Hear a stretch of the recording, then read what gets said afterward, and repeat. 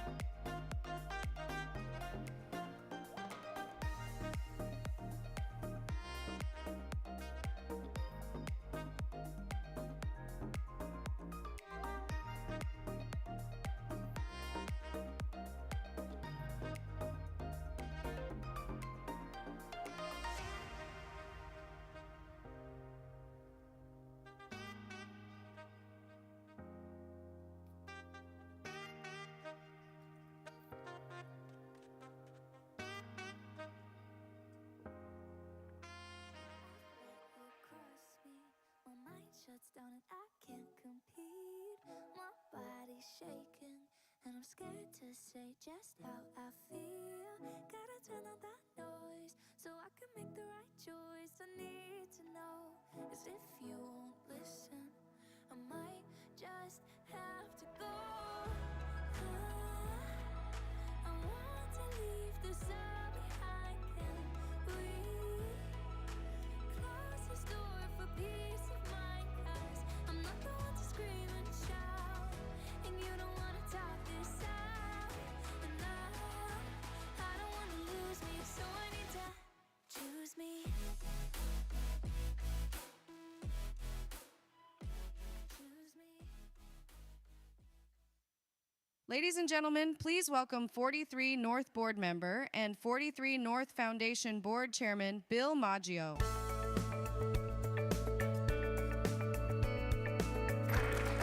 All right. Good morning, everybody. Welcome to our 10th year. A round of applause. 10 years. Unbelievable. Our Chair Emeritus, Jordan Levy's in the house. Jordy, give us a wave. It's great to have you here in Buffalo. And I also want to welcome the students from Elmwood Franklin. Let's give them a round of applause. Awesome. All right. So we're ready to get started here. Welcome to the semifinals and the qualifying round of our 10th edition of the 43North Finals. Unbelievable. Today we are welcoming 15 semifinalists from across the country and as far away as the UK to pitch live on this very stage. The competition was tight this year, and I didn't write that, by the way. And the founders that are here about to step on the stage beat out nearly 1,000 companies that applied this year. I think the team deserves a round of applause for that. 1,000 companies applied this year. Really remarkable work from 43North. We all know we'll be aiming for the chance to be one of 8 companies that will advance to our main event, the 43North Finals, tomorrow night at Shea's in downtown Buffalo. These companies are competing for 5 $1 million investments and a spot in our Year 10 cohort. This year marks a major milestone for 43North, our 10th anniversary. Over the past decade, we've grown from a bold idea into a driving force behind Buffalo's entrepreneurial renaissance. Tomorrow's winners will add to the momentum that 43North's 69 portfolio companies are generating in our community. The success of these investments helps fuel the 43North Foundation, which reinvests these gains back into Buffalo's entrepreneurial ecosystem. It's a full circle approach that builds on the moments of the past decades of 43 North's success. None of this, of course, would be possible without the unwavering support of all of you and our incredible community, from all of you in the audience to the schools across Western New York tuning in via Livestream, and our dedicated local sponsors like M&T Bank, who we are truly grateful for. Now, it's my pleasure for a moment to introduce a key partner for 43 North semifinals and many other events this week, Chief Data Officer Andrew Foster from M&T Bank. Thanks for Thank you. Yep. Hey everyone, where's the Youngwood Franklin kids? Can I get a wave? What grade are you guys? Okay, do you guys know Caitlin and Mia? Okay, tell them their dad did well, all right? All right, so hi everyone, I'm Chief Data Officer. I've been here since March last year. I moved to Buffalo for 2 reasons. One reason was to work in an exciting bank on the cutting edge of where banking is going, to grow my career, to enjoy myself, to be surrounded by smart technologists. All of that has happened. And then the other reason was to bring my family to Western New York, to have an experience which was far more outdoors in nature, lake life in the summer, skiing in the winter, but still with the benefits of living in a great city, great food, and access to places like Toronto, like New York City. So for me, it's been fantastic. I recognize that 5 cohorts are going to get that opportunity as well. I just want to say it's something to look forward to, right? It's a fantastic experience, but I recognize there's a lot of you here at the moment, and I just want to say good luck. I'm going to be there tomorrow night at Shea's, and I look forward to cheering you on there as well. But it's a good time to be in Western New York. It's an exciting time to be here in technology. So good luck, and let's see how you get at it.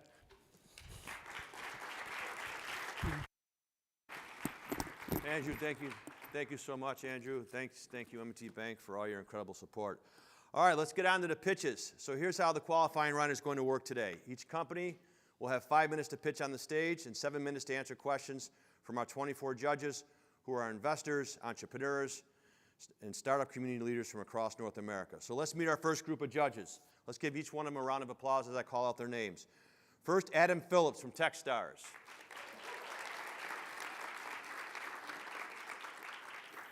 Adi AAA from Black Girl Ventures. My name. Heidi Diamond. Heidi was also one of our celebrity judges a few years back at Shea's. Heidi Diamond from Diamond Enterprises. Welcome back, Heidi. It's great to have you. Maggie Dorn from Motley Fool Ventures. And Shashi Shirkatan from Level Up Ventures. Okay, you ready to go? Meet our first contestant? All right, from Food Nerds, please welcome Sharon Cryan.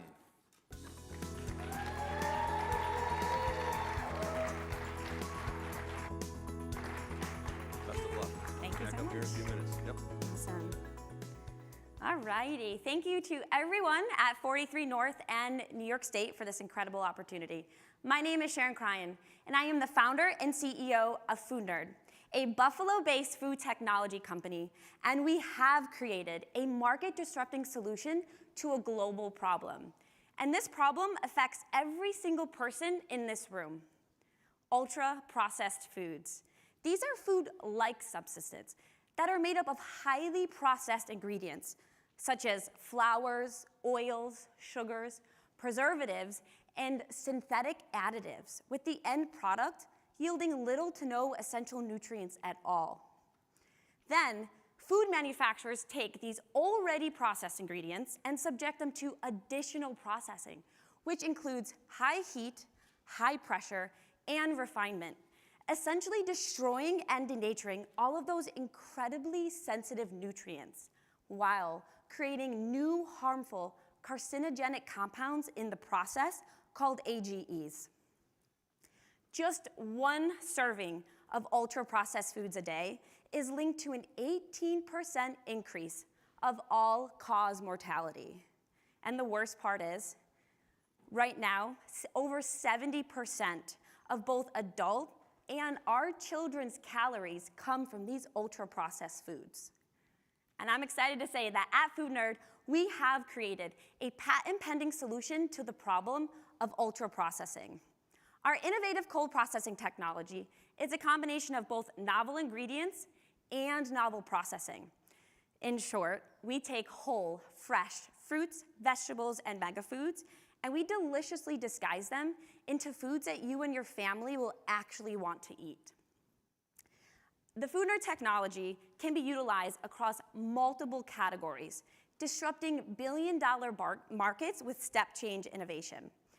We will be partnering with strategic B2B partners to launch just a few products across these categories. We are currently working with 3 partners. Just those first partners bring in $10 million in revenue in the first 12 months.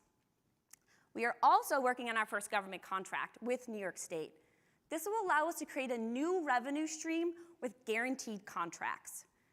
And I'm really excited to say that in addition to the B2B partnerships, we have our own branded Food Nerd products because we are a female-led team of mothers and we know these pain points. So we have created the most nutrient-dense solutions for the most critical window of development, the first 1,000 days of life. With these products and our technology, we can give parents the best of both worlds. We can give them the convenience they want, coupled with the complete and whole nutrition that their children's bodies need, truly filling this incredibly needed white space in the market. Here's an example of the nutritional profile of just one of our products. Just one bag, one serving that you have on your table here, contains 100% of a child's daily recommended amount of fruits and vegetables. There's no other product on the children's market that can deliver this level of comprehensive nutrition.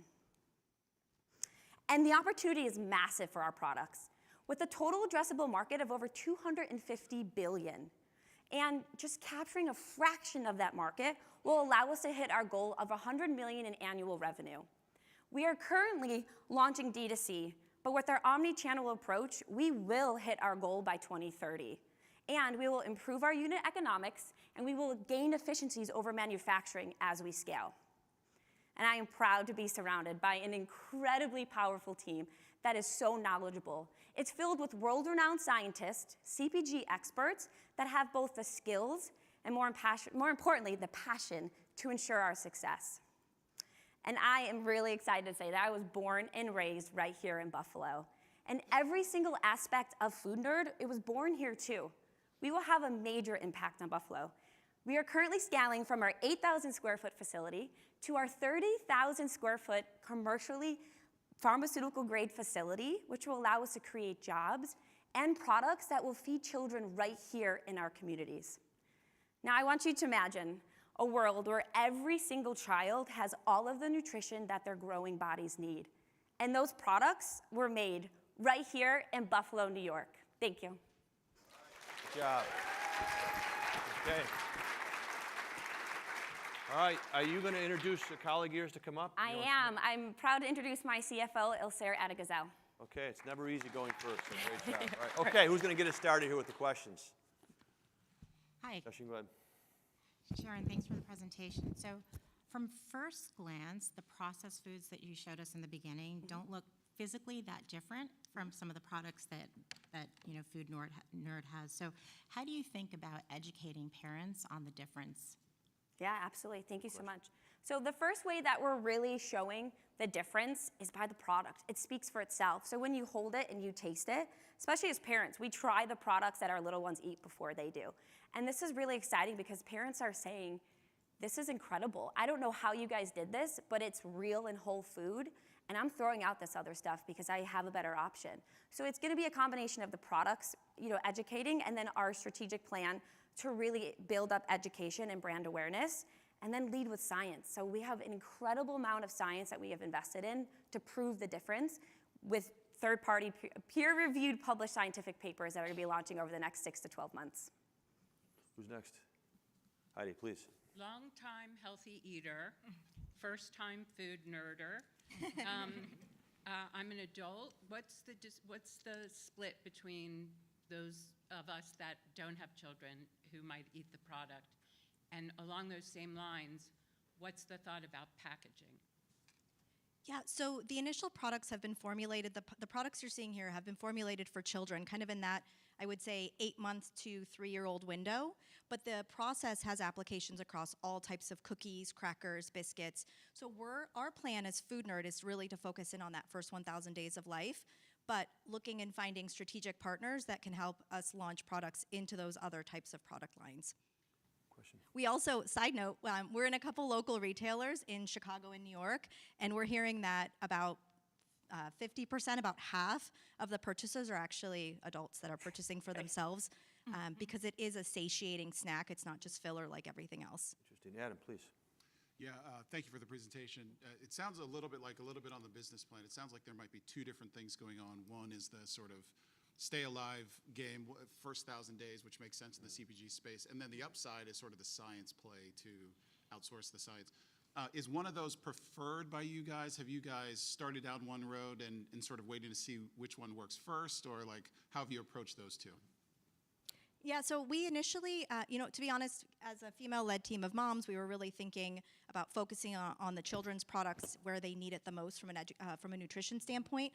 However, as we started communicating and sharing all of the other applications, we started getting approached by all these B2B partners that wanted to use our technology to create the best for you type of products, not just better for you, but best for you. And so I think our approach right now is we're working with a few strategic partners. Go the next 12 months, see how our own kind of Food Nerd branded products launch, and then working with our strategic board, our advisors, to kind of decide the direction we take. Our current plans are right now about 50-50. That's what I told you to do too, by the way, because the upside is huge potential Yes. on the science side. Can you talk to us then, just in that vein, where does that sit? Like, what's the timeline on the patent pending? What does it look like? What are you trying to outline? Yeah, absolutely. So we're optimistic. We filed back in 2021. So we're optimistic we should get some clarity on the patent, but we're actually filing another patent this week and then another in 2 weeks from now. So as we've been developing our R&D process and perfecting it right here in Buffalo, New York, with our kind of proprietary steps that we have developed new technology, and we're continuing to improve on that. So hoping to get some clarity soon, but we are really, really passionate, and we've developed over 250 different prototypes for every stage and age of life, which includes human and pet products as well. So there's a massive opportunity for us to bring not just better for you, but the best for you products to the entire market. Maggie, please. Thank you for a great presentation. Going to the B2B partners, the 3 that you mentioned, and also the government partnership, can you dig a little bit more and explain what those partnerships look like, how far you are in them, what stage you're at, and what you hope to happen? Yeah, absolutely. So the first 3 partnerships, one is in the supplement space, one is in the pet space, and one is in the adult space. And so essentially we're in R&D, and we're in this exciting phase where we're scaling from our R&D facility to our commercial facility in 2 months from now. So we've been building our technology for over 3 years with our engineering partners, and we're really excited to say, for us, early Christmas will be in November when those assets touch down from all around the world right here in Buffalo, and then we can turn on and start producing commercially. Those products are teed up and ready to go. We just can't hit their volumes until we get the capital to scale. Adi, please. So currently, what is your current unit capacity in terms of the facility you have right now? And then what have you guys forecasted for the next 12 months? Yeah, so the first line, end-to-end manufacturing line, if I use the puffs as an example, we can produce about $20 to $25 million worth of puffs on a single shift, single line. And then if we add weekends and nights, so we're running a 24/7 operation, we can do up to $40 to $50 million of product. And that's currently with this facility? Correct. The new one we're going to be moving into in about 2 months. Okay. Yep. And by unit, do you mean each puff, or are we talking about each package? Each pack. Okay. Each pack. Adi, please. Quick question. Yep. Again, congrats on the prospect of the government contract. It's the gift that keeps on giving. Just curious, we read in your materials that you were about to close on a $4 million round. How's that going? Yeah, so we're over 50% subscribed on our round, and we have some really strategic partners that we're in diligence right now, and we're looking to get clarity in the next few days. So really excited to say that over the last just 2 months, we've had a lot of exposure, and we're connecting with the right investors, and folks that are not just capital, but strategic capital that know food manufacturing in and out. Time for one more question. Adam? Sure. Yeah. Can I ask, was there both any in. impetus for that movement on the capital? Was it something, did something change or shift? And you don't have to tell us what it is, but Was it like, hey, we saw this new thing and now capital's moving? Yeah, it's really interesting. We've been really, because of the IP, and I'm an attorney by trade, we've been keeping things kind of close to the vest. But we went to our first trade show back in February, and literally all of our competitors and all these other brands said that this was the most innovative thing that they had seen and now want to partner with us. So this B2B revenue stream is pretty new because we were so focused on our branded products. And so that really was the catalyst for investors to see the massive upside opportunity to mitigate the risk on just a brand success, but now a technology platform play, which is really exciting because now we get to change the whole world. Yeah. We're going to have to end it there. Great job, judges. Great job. You guys will go this way or this way? Whichever way you want to go. Excuse me, please. Go ahead. Sorry. Put you in there. Great. All right. Like I said, it's never easy going first. Good job, guys. Okay, let's see who's next. This is fun, right? Right? All right. Okay, please join me all the way from the UK in welcoming Lauren Bell from Cozy Care to the stage. Let's give her a round welcome applause.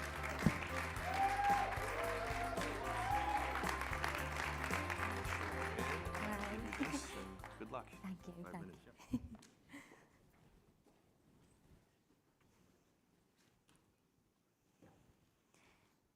Imagine not being able to comfort your child when they're in pain.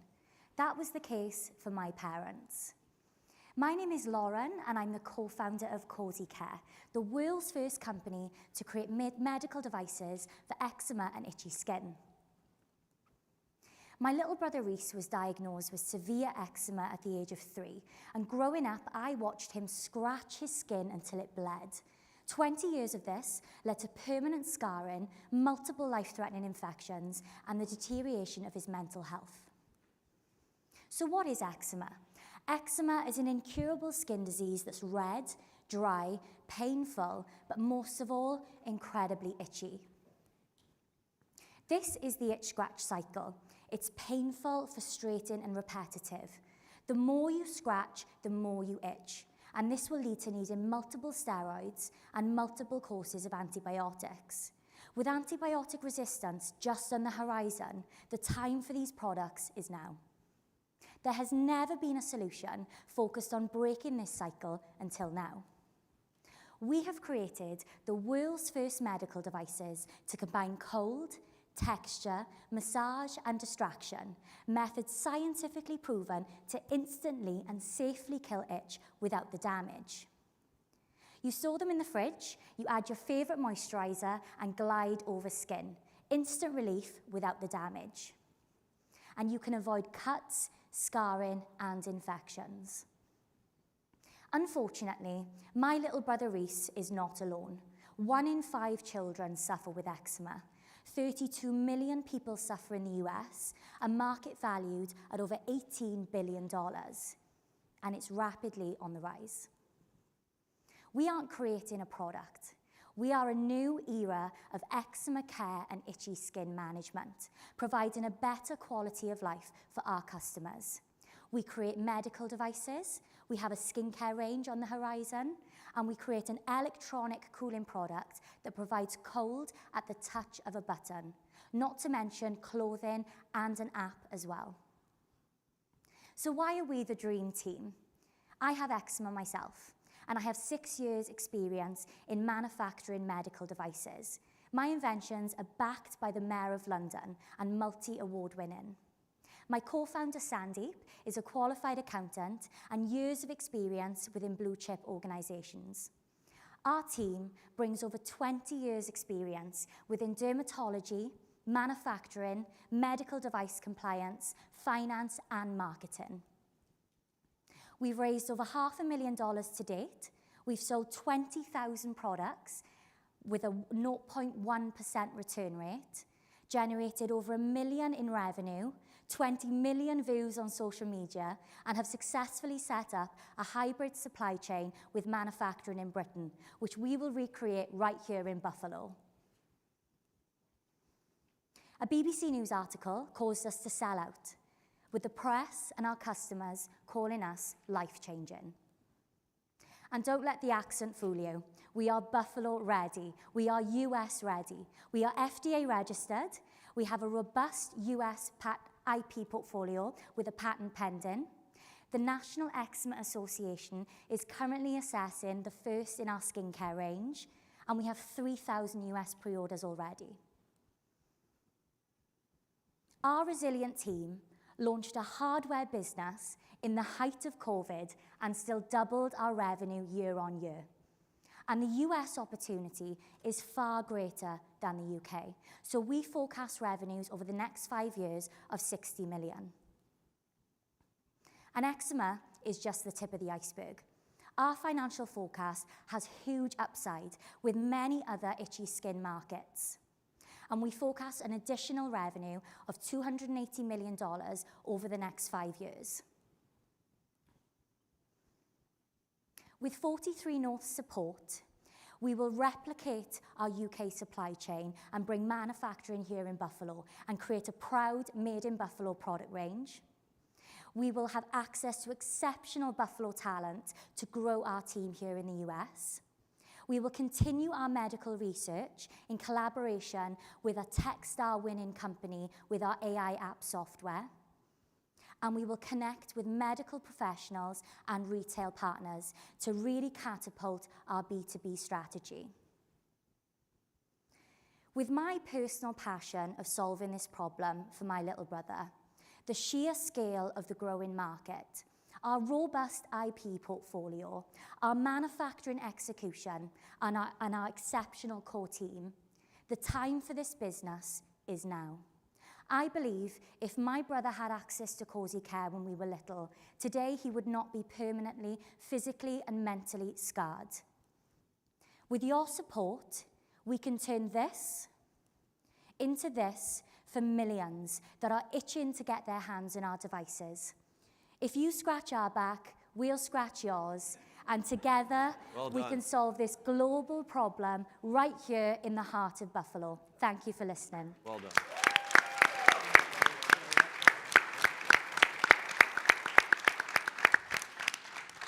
I wish I had your accent. Oh, really? Are you going to bring someone up to work with you? I am, yeah, my co-founder, Okay, Sandy. great. I'll let you make the introduction and we'll get started. You.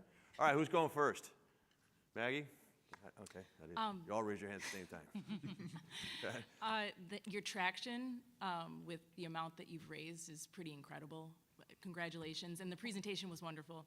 We've been able to see the products in real life and experience them. They seem really, really durable, and I can see how they, while I don't have eczema, I can see how they relieve they offer relief for some people who do. With that, how do you it's kind of like Crocs. It seems like a really, really well-made product.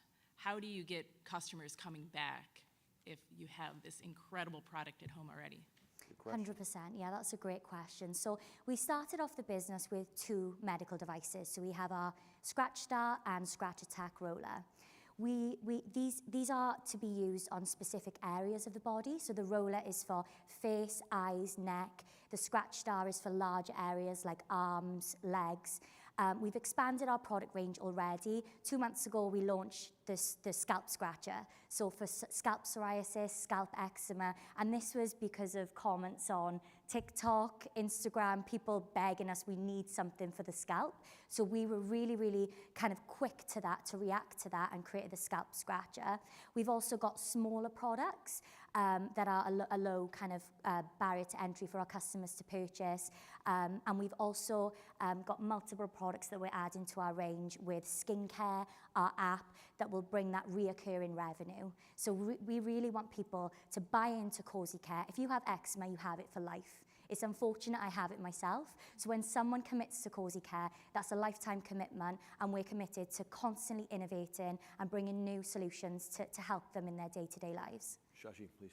I was just going to say, one of the most important things that we've done over the last 3 years is reinvest our profits that we have generated back into innovation. And obviously Lauren's got that creative spark. She understands the issues, and she's actually driving that whole sector for us. And NFL licensing too. Yeah. Might be in a bit of trouble. Oh, there. God. Yeah. Please, go Thanks ahead. for the presentation. So I was wondering if you could share any kind of case studies or similar that kind of speak to the effectivity of this vis-a-vis kind of traditional like creams and steroids that you mentioned. 100%. So before we launched, we completed a user trial with 200 families in London, and we collected qualitative data on how they felt the products were successful in breaking that cycle, how their child felt using that product, and over 90% of them rated it 5-star for how effective it was in killing itch and how likely they were to buy a product. This was me in London with one prototype, showing people, getting them to fill out surveys and really getting a sense of, how desperate are the market for these products. My poor brother, he's my guinea pig. I knew it worked for him. I knew I loved it, but ultimately we needed to test it with a wider market. And with our 20,000 units sold, we have a less than 0.1% return rate. If that doesn't show our customers love our product, I don't know what does. It's really validated it for us. Great. Heidi, please. The only place that pharmaceutical companies can advertise is in the US and in New Zealand. I don't know if you guys have seen the bevy of biologic ads, Dupixent, a bunch of others. Yes, yeah. For this particular condition. What's your guys' strategy in terms of targeting? Is this supposed to be a companion to those types of pharmaceuticals? And what's your strategy for targeting pediatricians, dermatologists, other HCP providers? Next question. Yeah, great question. So to answer the first part of that, our products aren't designed to compete with these existing solutions. We're about instant relief. In the moment you've got a child crying at 3 a.m., you just need something to give them for that relief that they can use, they can feel good about using. That's what this is, instant relief without the damage. And we're not here to replace Dupixent, incredibly important medication. There are a wide range of other eczema medications to manage that day to day. And we seamlessly work alongside things like lotions, moisturizers. They can be used as moisturizer applicators. We suggest patients use it with their product to add to that glide and that sensation. So we're definitely not here to kind of compete against the big boys with this kind of thing. We really want to complement what they're already offering. And sorry, remind me the second part of your question. Just in terms of targeting the physicians that treat these conditions. So to date, we've done a B2C model. We do incredibly well on social media, and that comes down to the relatability of what we're solving. We want to leverage 43North's contacts within the medical space. I know that Blue Cross Blue Shield sponsor this program, the connections with Catholic Health, Collider Health. There's so much opportunity here for us to research and actually build connections within that network to catapult our B2B strategy. So we've done incredibly well B2C. All the numbers we've shared are just B2C. We actually turned down the second largest pharmaceutical chain in the UK because we knew our worth. We wanted to spend time on researching the best approach, and that's what we'll do here in Buffalo. Thanks. Adam, please. Can you talk quickly on price points and then what the manufacturing footprint would look like in Buffalo? Yeah, so currently we retail the Scratch Star at around $70. The Scratch Attack, that's the Scratch Star, yeah. We retail the Scratch Attack roller at around $50. What we look to do is we've got a hybrid supply chain, so we manufacture overseas. That's where we started. That Scratch Star originally was a 22-part product, so anyone in manufacturing will know that's a nightmare. So we actually reduced that. You should see in one of the bags, it's now a 3-part product. So we've optimized our manufacturing in the UK, and it's a copy and paste right here in Buffalo. We need an injection molder, we need a die caster, and we need to bring that together. So when it comes to price point in the US, we're going to do a bit more A/B testing. We've not launched direct to consumer here yet, but that's exactly why we're here. We want to understand the US consumer. We want to really refine our price point, and we sit on a healthy 75% gross profit margin already. So there's a lot of wriggle room there as well. Lauren, there's also this product that we just highlight. Yeah, I didn't put this in front of you because it's a bit of a prototype, but as I alluded to in my presentation, we have created cold at the touch of a button. So these products you put in the fridge. Can I approach? Absolutely. Yeah. Can I approach the bench? Go ahead.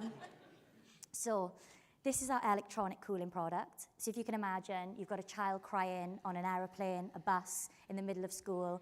It provides cold within 3 seconds. Don't worry, I'm not going to go around the whole room doing this. You need to hit the menopausal market. Exactly, and I think it highlights the scale All right, of we're these not gonna go products. So yeah, thank you.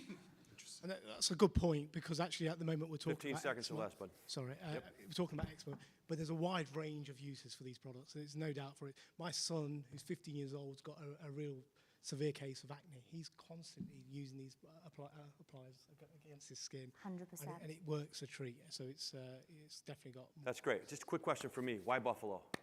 You're going to come here from London?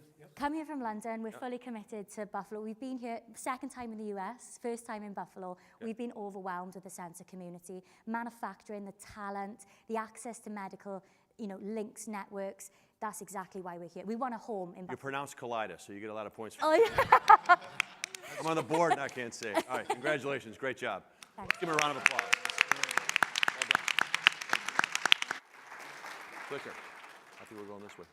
Someone got the clicker? Or? Oh, sorry. Yeah, okay. Great. Thank you.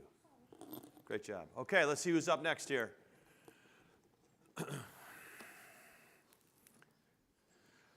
All right, folks, please join me in welcoming from Rarebird, Dr. Jeffrey Dietrich. Best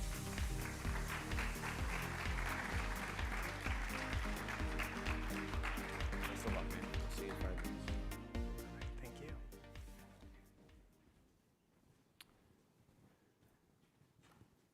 Hi, good morning, Buffalo. It's good to be here. My name is Jeffrey Dietrich, and I'm the CEO at Rarebird. I want to start off with a very simple question. How many of you had a cup of coffee today? Show of hands. All right, you don't even look around, you already know the answer, like most of us, right? Coffee is America's favorite beverage, second in consumption only after water. Water required for life. Many of us would argue coffee, also necessary for life. 75% of us drink it every week, 2/3 of us drink it every single day. Yet there's a couple things that every coffee drinker knows. First is, don't drink too much, and we all know our limit. Go beyond that, you're gonna feel jittery, wired, anxious. The second thing is you gotta stop at some point during the day. We all know exactly what that time is as well. 12 p.m., 3 p.m. Go beyond that, and you might have trouble falling asleep at night. Right? So coffee is this very interesting product in which there's this contrast between our behavior and consumption and actually how we feel about it, where 50% of people actually don't like how coffee makes them feel. And therein lies the problem and our solution. So what we did is we just basically invented an entirely new type of coffee. It's a patented coffee called PX coffee. Right? It sounds complex, but it's very simple. All we did is we swapped out the caffeine that's normally in coffee for PX. PX is a caffeine replacement. It's something our body already produces today. It's naturally occurring. It's a metabolite of caffeine. This coffee is identical in every other way. It's roasted the same way, brewed the same way, tastes the same way, and you'll have the opportunity, for the judges at least, to try it out at lunch and experience it for yourself. The difference, however, is in how you feel.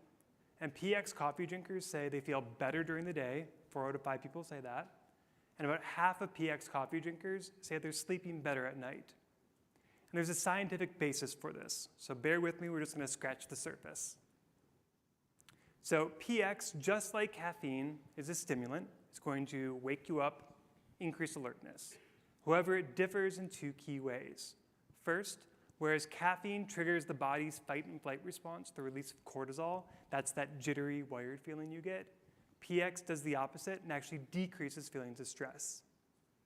Second, PX is cleared or removed from the body faster than caffeine. Scientifically, we say it has a shorter half-life. What that means is you can drink our coffee later in the day and still fall asleep at night. And that's where things then get really interesting, is because now we're not only solving a consumer problem, but also thinking about businesses, cafes and coffee shops, right? They do all their business in the morning. Most people don't go into the coffee shop in the afternoon. And we can help solve that problem. A little bit about the team. My background's in biotech and science. I received my PhD from UC Berkeley in bioengineering, co-founded my first company, Lygos, took that through Y Combinator, also took Rarebird through Y Combinator. I'm joined by Adi Andraccio, my Chief Business Officer and co-founder. She launched the Impossible Whopper at Burger King and has a background in private equity before that. In terms of the launch, our long-term vision is to be in every single cafe and coffee shop, whether it's undergrounds, downstairs, Tim Hortons, Starbucks, everywhere. But there's a long ways to go to get there. And we launched direct to consumer to begin with to get feedback from consumers on how they value and benefit from the coffee. And we're seeing great results. Our retention for subscribers is 45 to 50%, best in business, very low churn. Right, so this is a very high LTV product. We haven't been out there long enough to know for sure, but I anticipate we're going to see PX coffee drinkers stay on for life. I think about thousands of dollars of LTV. In terms of gross margin, pretty good today, but there's a route to get a whole lot better, about 70% early in 2026. And our partnership with Buffalo is the route to achieve that. So we have a $1.7 million grant from the National Science Foundation to do two things. First, build an R&D lab. We've already signed a lease here in Buffalo at BNMC. Second, we're looking to build out our first pilot scale PX coffee roastery, planned opening end of year 2025 or early 2026, depending upon timing there. So this partnership, I think, benefits both the community as well as Rarebird, because we're bringing jobs, of course, to the community from day one. There's going to be long-term jobs. And second, we're really able to solve our gross margin challenge as well as a distribution challenge, given the majority of our sales right now are on the East Coast and New England. So while winning $1 million is great, really what we want to do is make people's mornings a little bit better. You all already know that caffeine's not the best for you. It's holding you back, and I encourage you to try PX coffee today or sometime soon. With that, I'd like to open it up for any questions.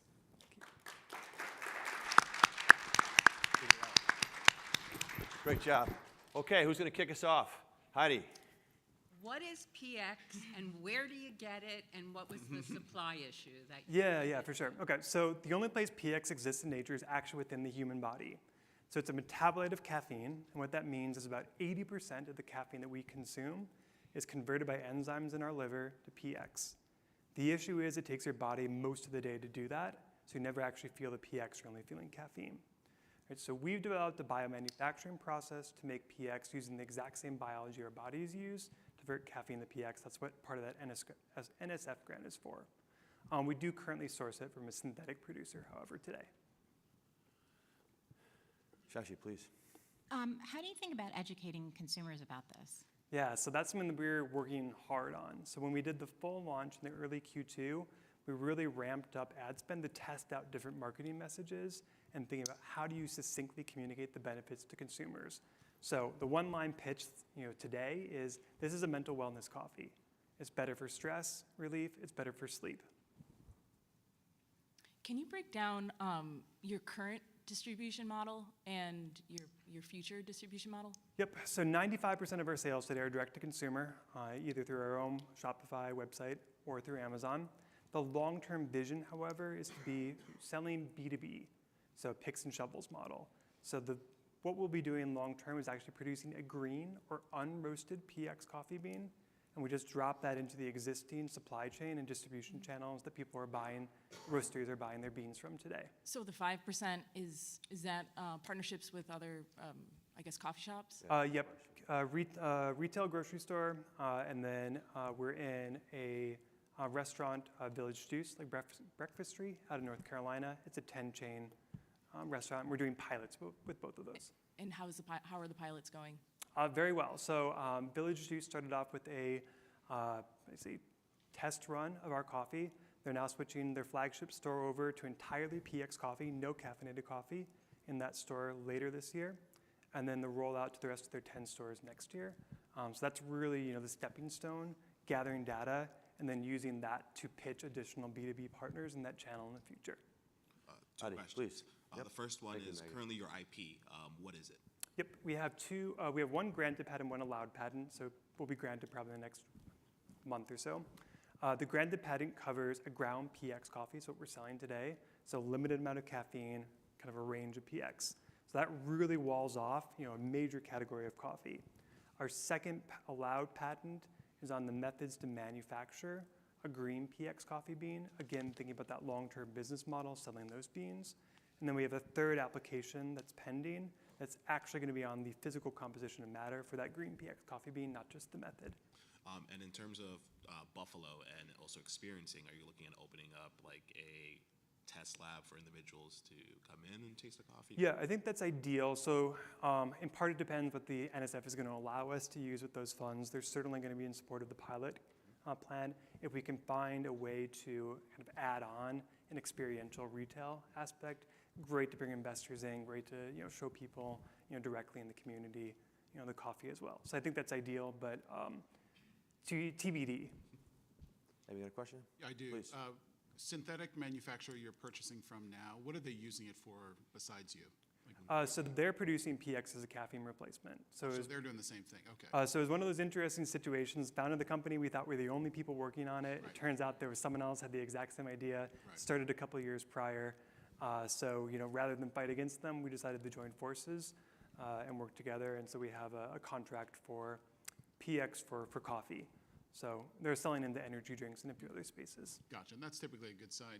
Question for you, wouldn't be, and again, I'm not a PhD, so wouldn't the idea be eventually to just ignore the PX and just say this is coffee, and then you sell it to Dunkin' Donuts and Dunkin' Donuts? Yeah, so I think about this as like the third coffee. You have caffeinated coffee, decaf coffee, and then PX coffee. So that's really why we're trying to like build out the mind share of PX coffee being this standalone entity, not just Rarebird, the brand, but thinking about, hey, like someday, hopefully, like Tim Hortons, has it, in their stores. That's right. I can't say Dunkin' Donuts in Buffalo. Yeah, well, yeah, you can. But that's fair. But so you can't say, essentially, you can't say decaffeinated because it associates with caffeine. So Yeah, I think that's more. We don't want to confuse the consumer, because decaf means a very specific thing to someone, and if they're not expecting any type of like stimulation, alertness, like you don't want to drink our coffee like 30 minutes before you go to bed, for example. It's still going to keep you awake. Interesting. Okay. What have you currently forecasted in terms of jobs created in the Buffalo market and in terms of specific roles? Yep. So next year on the R&D side, we'll be hiring 2 individuals, senior scientists, and an RA. That's kind of the beginning. Hopefully that grows out to 5 or 6 people over the next year or two. On the PX coffee roastery side, 2026 timeframe, it'll likely be a head roaster, a couple hourly jobs. There I think it just really scales in terms of the size of the business, and thinking about at that point it's really going to be almost a one-to-one match to a traditional coffee roastery in terms of day-to-day operations. Got time for one more. Heidi, please. Well done. You've raised a lot of money. Is that all? Has that all gone to the R&D? Where were those funds deployed? Yeah, so R&D early on produced the coffee, produced the PX, as well as we went through the GRAS, or generally recognized as safe, regulatory process with the FDA. So a lot of work just to even get the coffee to market, consumer testing in terms of perception. So that was kind of the early days of the company. First 2 years was just not even on the market, just work preparing for launch. We got time for one more quick question if anyone has one. I would say, Adam, are you finding, it sounds like 70% feel better during the day. Is less jittery more impactful than sleep better at night? Are you finding that? Oh man, that's a good question. I don't think today I can tell you. If we had to give it like a single message, I don't think I know yet. Okay. Everyone's going to benefit from better sleep. Where a good number of people are going to benefit from decreased stress, decreased anxiety, but that's not everyone. If you can drink 8 cups of coffee, caffeinated coffee, and not have any issues, like we're probably not for you, other than we're probably still going to be better for your sleep. You're probably a robot at that point. Okay, we're going to have to call it there. Great job. Thank you, judges. Do we have a judge change now? Okay. All right, yeah, thank you. One job. We'll see you soon, okay? Thank you. All right, just give us a moment. We're going to make some changes with our judges here, and then we'll bring on our 4th competitor. Thank you.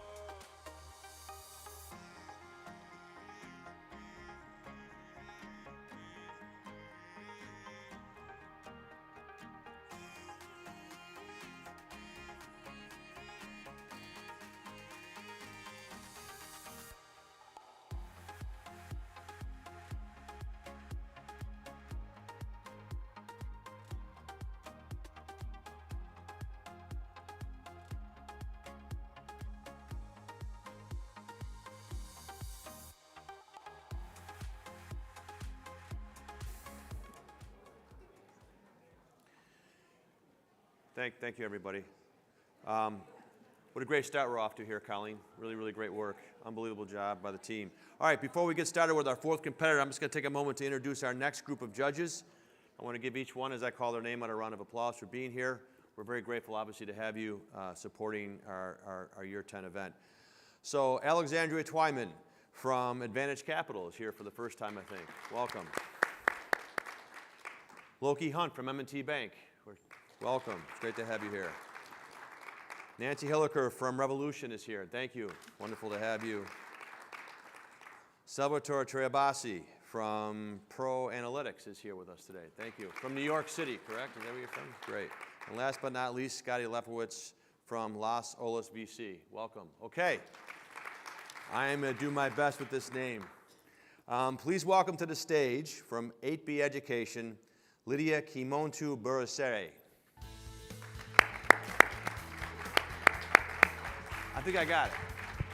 That was pretty close, right? That's pretty good. Thank you very much. Good morning. My name is Lydia, founder and CEO of 8B Education Investments. We specialize in facilitating financing for African students going to US and global universities. I am a very lucky person.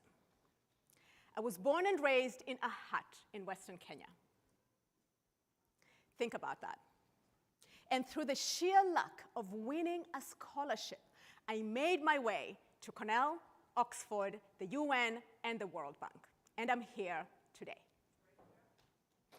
What if I told you that there are hundreds of thousands of equally, if not more qualified students across huts and villages on the African continent who would love to make this journey on an annual basis, but they cannot because they do not have my luck of obtaining a scholarship?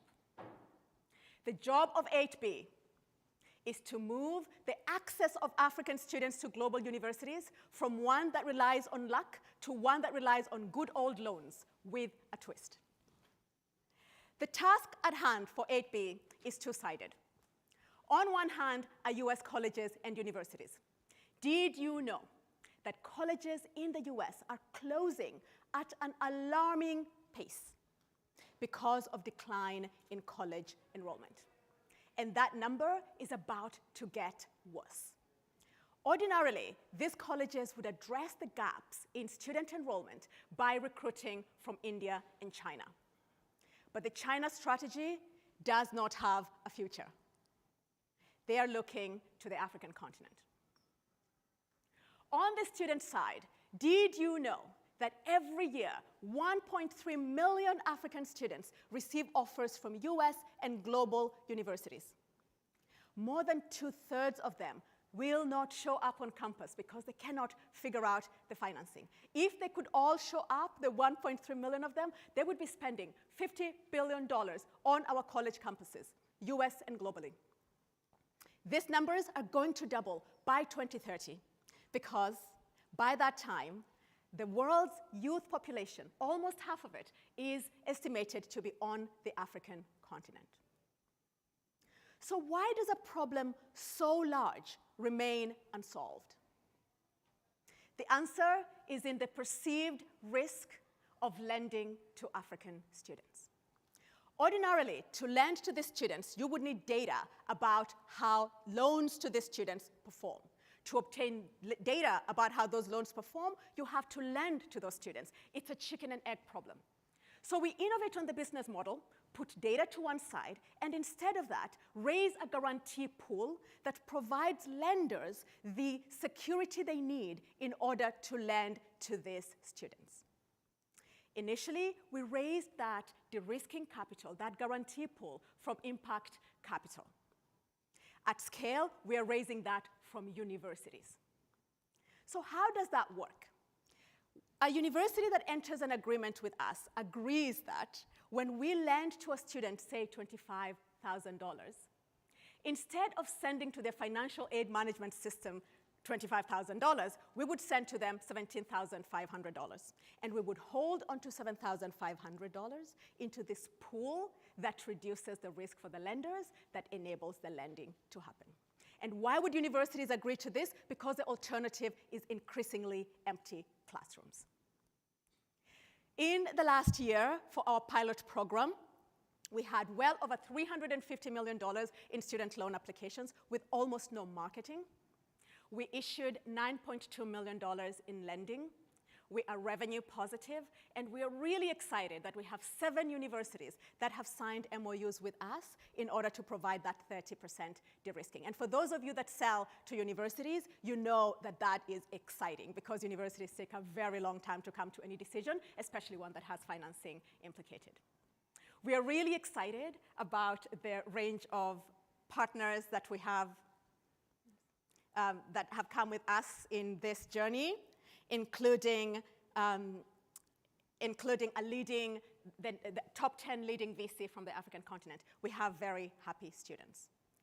We are doing this with a team that is exceptionally qualified for this work. I am an expert on Africa and innovative financing. My colleague Bill has one of the deepest experiences in lending as a service. In fact, he was one of the pioneers in this space and was the provider of back offices for SoFi when there was still a concept out of Stanford. And my colleague Brian is exceptionally qualified as well. We are really excited about Buffalo, and our excitement is in 2 columns. I'll start with the personal column. For me, who already is local, fairly local to Western New York because we live on Seneca Lake, we've already been looking at this region for the schools and the kinds of places we will take our kids as they're growing up. But for my husband, who is Swedish, this place sings to his heart for 2 reasons.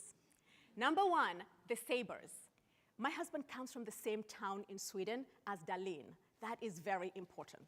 And number 2, you have an IKEA pickup center here. This is really important.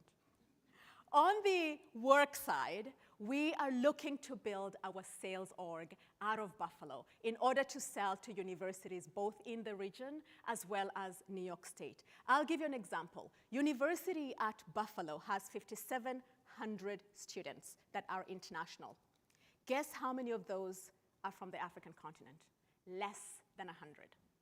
We have work to do right here in Buffalo and in New York State, which, by the way, happens to have the nation's largest number of independent colleges and universities, the kinds that will be affected profoundly by the demographic pointers that I mentioned earlier. And then, of course, in an 18-month time frame when we hope to be selling to Canada, this is a very good location from which to do that.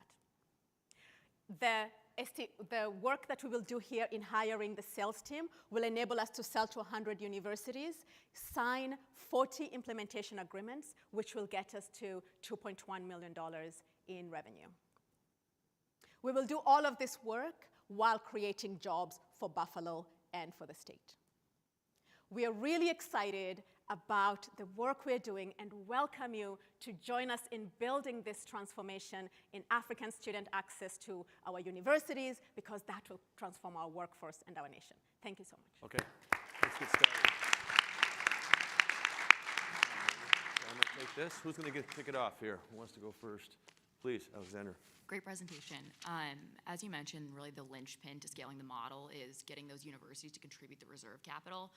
Can you talk a little bit more about, I guess, where is that, what is the pool of capital that the universities are using, or their constraints with how many students that they can support? Kind of, do they hit a wall where they can't, keep supporting more students with this reserve? That's a great question. Currently, universities have to discount very heavily in order to bring in international students, with a very small exception of full fee paying students who come from, say, India or China.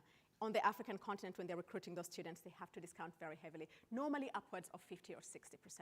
What we're telling those universities is that this leaves them financially better off, because it truly is like a deferred tuition arrangement. The university is owed, let's use the example of $100. They put 30 in this escrow.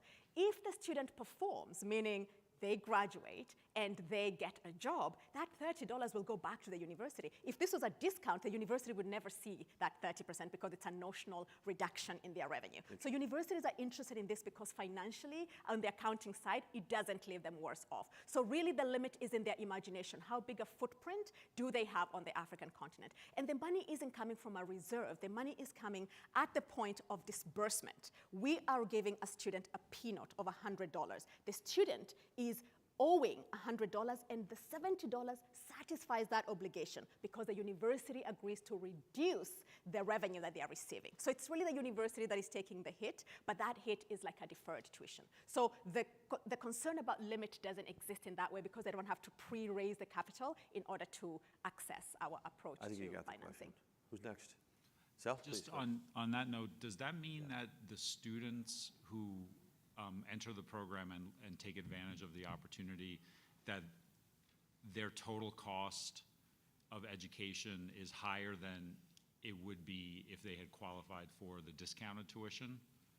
That's a great question. Universities do all sorts of gymnastics with their numbers. There is the charging student what is called a sticker price. There is, and that could be, let's say, $100, and there is what they charge a student who's coming from the African continent. And our urge to all universities is that they cannot be making more money on a student from the African continent by entering our program. In fact, on average, the students that we have funded so far have a tuition scholarship of $7,500 already from the universities. So they are not going to be, the urge to the university is that they're not going to be trying to make more money from the student.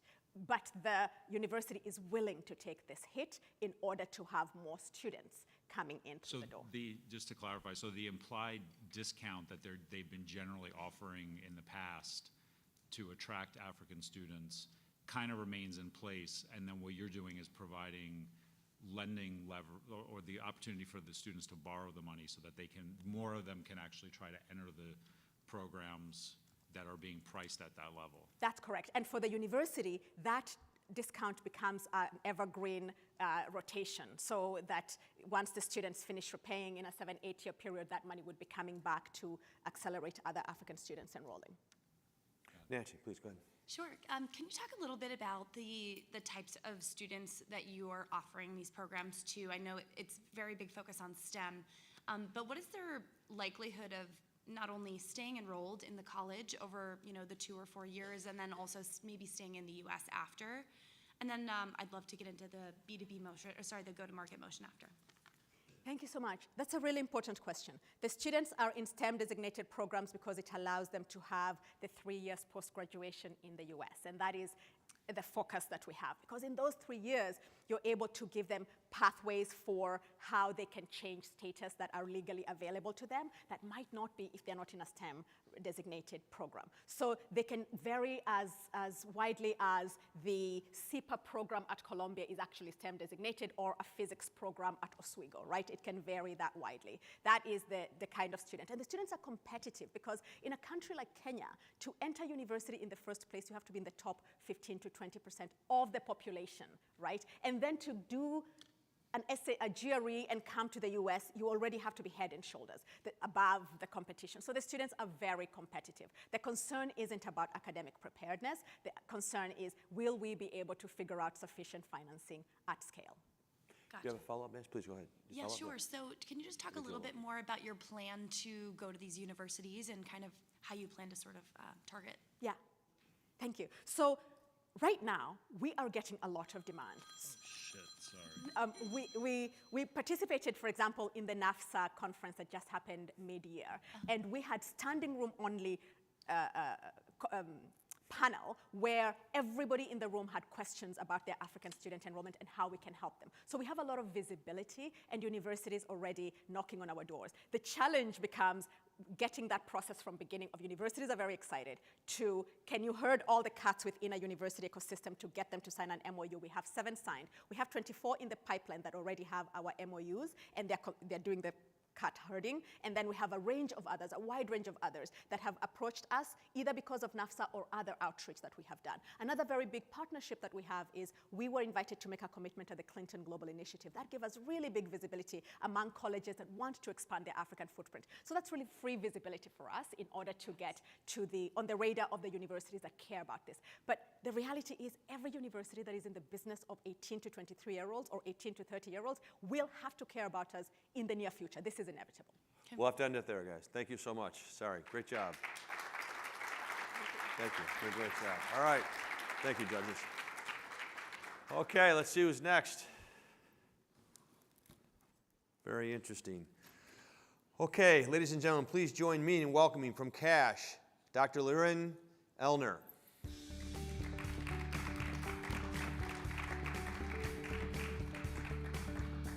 Hey, best of luck. Thank you. That is the best of luck.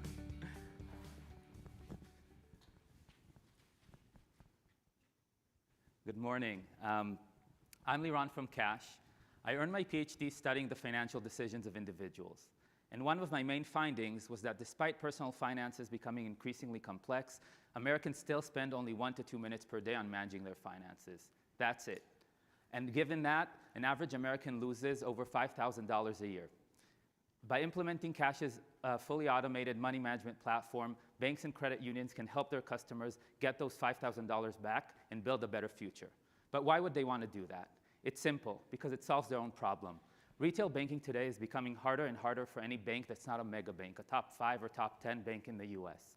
And you're seeing some of the problems here on the screen, but really the core problem, the existential threat, if you may, is the demise of relationship banking, which was the core premise of 95% of the financial institutions in the US, and that is gone. And in today's reality, retail banking is simply no more than a set of features in an app, and we're seeing as a result that banks are having a harder time to differentiate, attract new clients, and 90 to 95% of millennials and Gen Z are just heading towards the mega banks. And we call this the BlackBerry moment of banks, where they can decide to do one of two things. They can either continue to make marginal improvements to their business plan and improve loan productivity by 0.01% or account opening productivity by 0.01%, or they can try to do something else and actually evolve to meet consumer needs. And after a PhD and over 2,000 interviews, I'm here to tell you that the main need is day-to-day money management decisions, all the annoying financial tasks that people need to make on a daily level, and most people don't do very well. And with our technology, banks and credit unions can seize that opportunity and basically transform from being pure money holders, which is what they traditionally were, to being some form of money manager. And in doing that, they can increase customer stickiness and loyalty, attract new clients, increase deposits. Okay, this is not my updated deck. And win in an $8 trillion deposit account market. The key to our solution is full and complete automation. Why? Because as I mentioned before, the average American spends 1 to 2 minutes per day on managing their finances. And given that number, any solution that focuses on education, advice, recommendations, notifications, budgeting tools has only a limited effect. Rather, our whole approach is telling people, you do you. You want to do a minute or two, that's completely fine. We're building a solution that fits into that time frame and allows you to do things better, and in most cases, optimally. And I'd like to share a personal story. I have a small child who goes to daycare in New York. Every month, the child care provider charges my credit card $3,500. I hope it's cheaper here in Buffalo. When that happens, I need to do 5 things. 1, I need to make sure that my credit card doesn't exceed a 30% utilization rate, because that hurts my credit score, and if it does, I need to pay it off immediately. 2, if I do that, I need to make sure that I have enough money in my checking account, and if I don't, I need to bring it from somewhere, such as a savings account. 3, I need to make note of that expense because it's tax deductible, so at the end of the year, I need to include it in my tax returns. 4, I need to initiate a claim with my dependent care FSA provider to get some of that money back. And 5, when it does come back, I need to send it to wherever I want it to go. Now imagine that all of this would happen seamlessly and automatically for you. That is exactly what Cash does. One swipe of a card initiates a cascade of 5, 6, or 500 things that we automatically do on your behalf with very little friction to you, very little involvement from you. Now, Okay, this is not my updated deck, but I'll just talk. So where are we now? We have a growing direct-to-consumer platform with over 10,000 users today.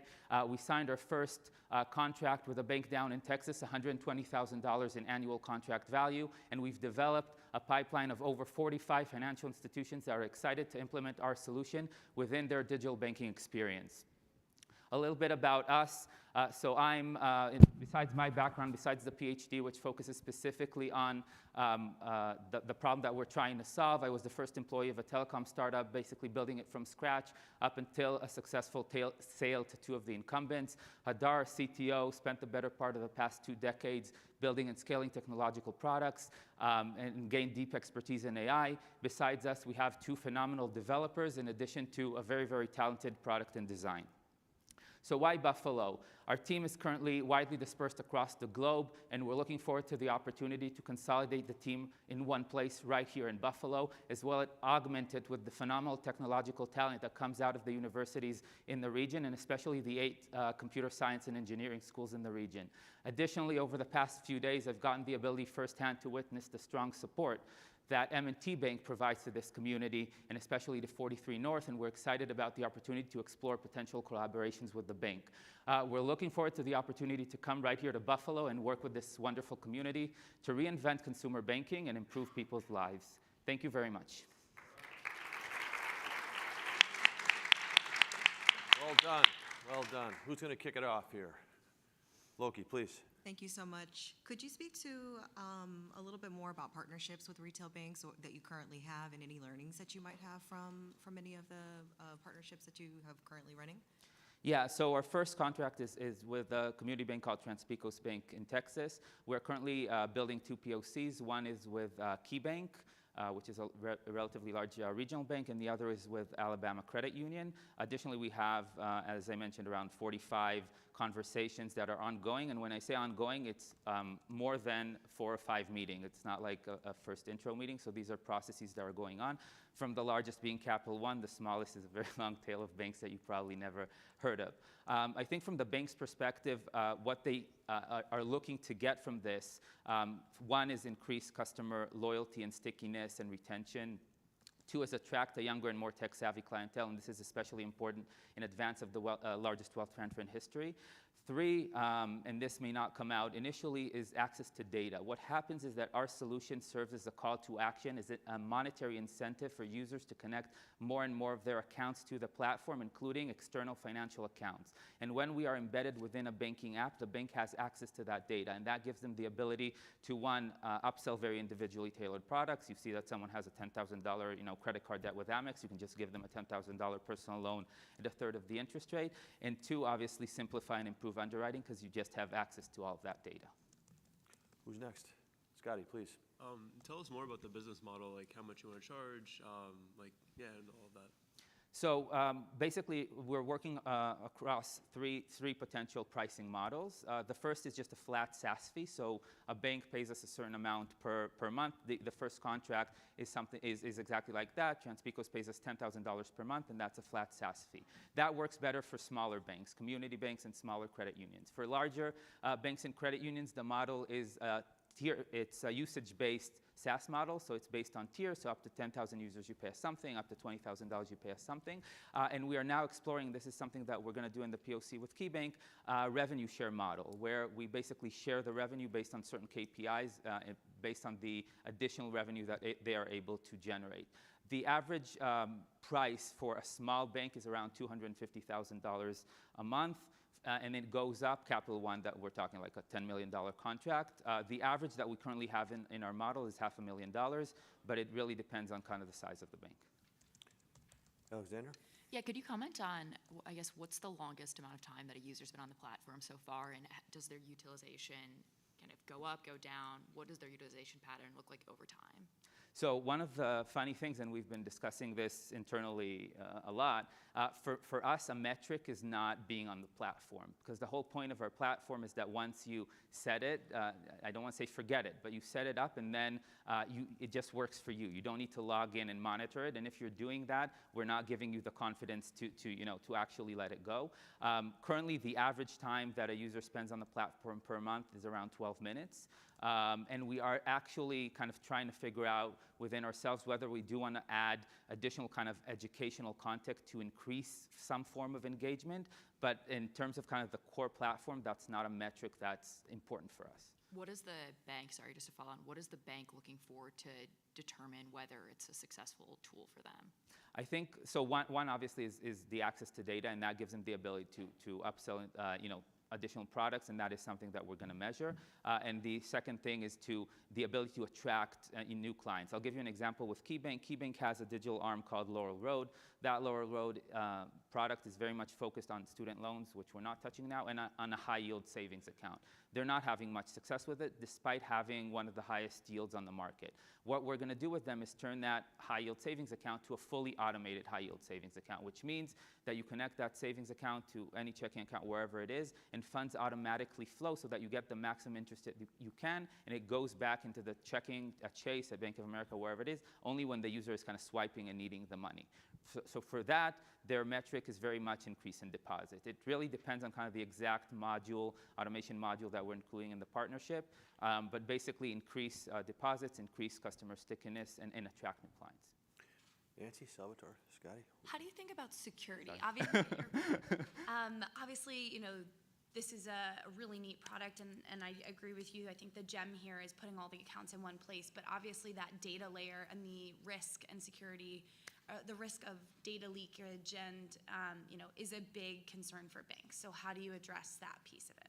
So obviously we're putting ourselves under kind of the highest security measures and we're currently going through a SOC 2 process and kind of all of that. We're implementing, the highest degrees of encryption. And importantly, we're not storing any data that we don't have to, right? So part of our KYC process, the user needs to put the last four digits of an SSN or the full SSN. Once the user is verified, that goes away. Like we're trying to minimize the amount of data that we're actually storing to the very minimum. And obviously, and this is communicated in our privacy policy in terms of service, the data belongs to the user. We don't, so if we're embedded within a bank app, we share it with that bank, only that bank. We don't share it with anybody else. If someone comes on to our consumer website, we don't share the data with anyone. So that's something that is very important to us, and we try to convey it. Salvatore, please.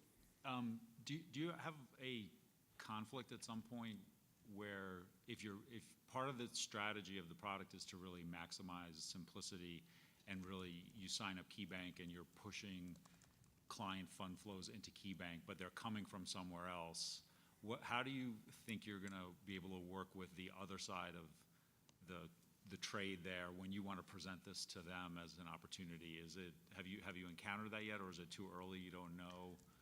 So one, it's a little bit too early, right? So we're not selling to Chase at the moment. The largest one that we're actually may sell to is Capital One, and they actually spend a lot of time every call trying to convince me that they care about the wellness and well-being of their customers. That's kind of a large part of the conversation. But I think that to your question, one of the things that we are trying to show banks, and I've done hundreds of simulations, in 98% of the time, the bank is better off, right? A lot of banks that we're talking to are not even talking about what you're saying. They're saying, oh, but if I'm implementing this in my banking app, maybe the user has a high-yield savings account somewhere else. Are you going to send money away from my bank? So one, when they really, really insist, we can block that. I don't like to do that, but we're obviously able to do that. But two, in our simulations, we're showing them, look, yeah, you may lose a little bit of money that goes outside, but overall, this will improve your deposits. You'll attract new clients, attract more deposits in the long run, and have the data to actually give your clients better products. My friend, we're going to have to end it there. Great job. Wonderful. Was there an issue with your deck? The what? Was there an issue with your deck? Your deck was okay? Okay. All right. That's 5 down, 10 to go. We having fun, everybody? Great. Okay. Our 6th competitor from the company Heron AI. Please welcome Dr. Daphne Pariser.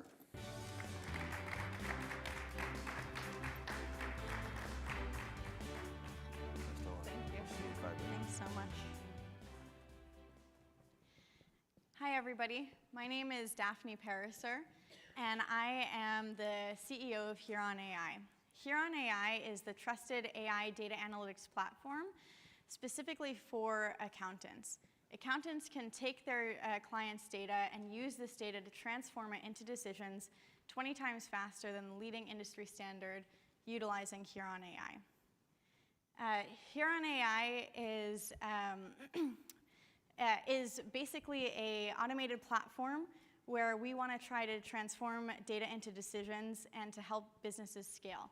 The reason that we want to be here in Buffalo is that over the next 36 months, we plan to drive over $200 million of additional revenue through new client acquisition for consulting firms and accounting firms. And the reason that we want to do that is because here in Western New York is where I built my first business. And we actually worked with over 100 different businesses. And when we worked with these businesses, we took a lot of time to consolidate data from multiple different sources and analyze it in multiple different ways. And ultimately, it really just took us a lot of time to help our clients scale and grow their businesses. So basically, I automated this process, and we were able to take decisions from minutes basically down to months down to a few minutes. What we know is that we actually save our users about 7 hours per person per week. From this, we have our clients tell us that they're able to use this time to actually acquire new clients. And from there, they can actually spend more time with the clients that they currently have and innovate in different ways. Let me give you a quick example of somebody who has the same issue, but in a slightly different way. Steve is a VP at a Fortune 100 company. He has about a $500 million budget. And he has a dozen people that work with him to create reports. And these reports, it takes a ton of time to consolidate this data from multiple different places using legacy software, Excel. He also takes a lot of time to really make sure that these reports are readable and understandable. This all culminates in over 100 senior executives coming together, and they go line by line through this report to make decisions. And once they do, it still takes months to implement that decision. And I know that Steve and I are not alone. I'm sure many of you have had the same issue where it takes a lot of time to analyze that data. And so after I had created this automated platform, we had over 250 companies come to us to want to use this platform, and today we call this platform Heron AI. Heron AI, we've worked with many different customers over our time, and we've grown significantly over the last 6 months. But why are we starting with accounting firms?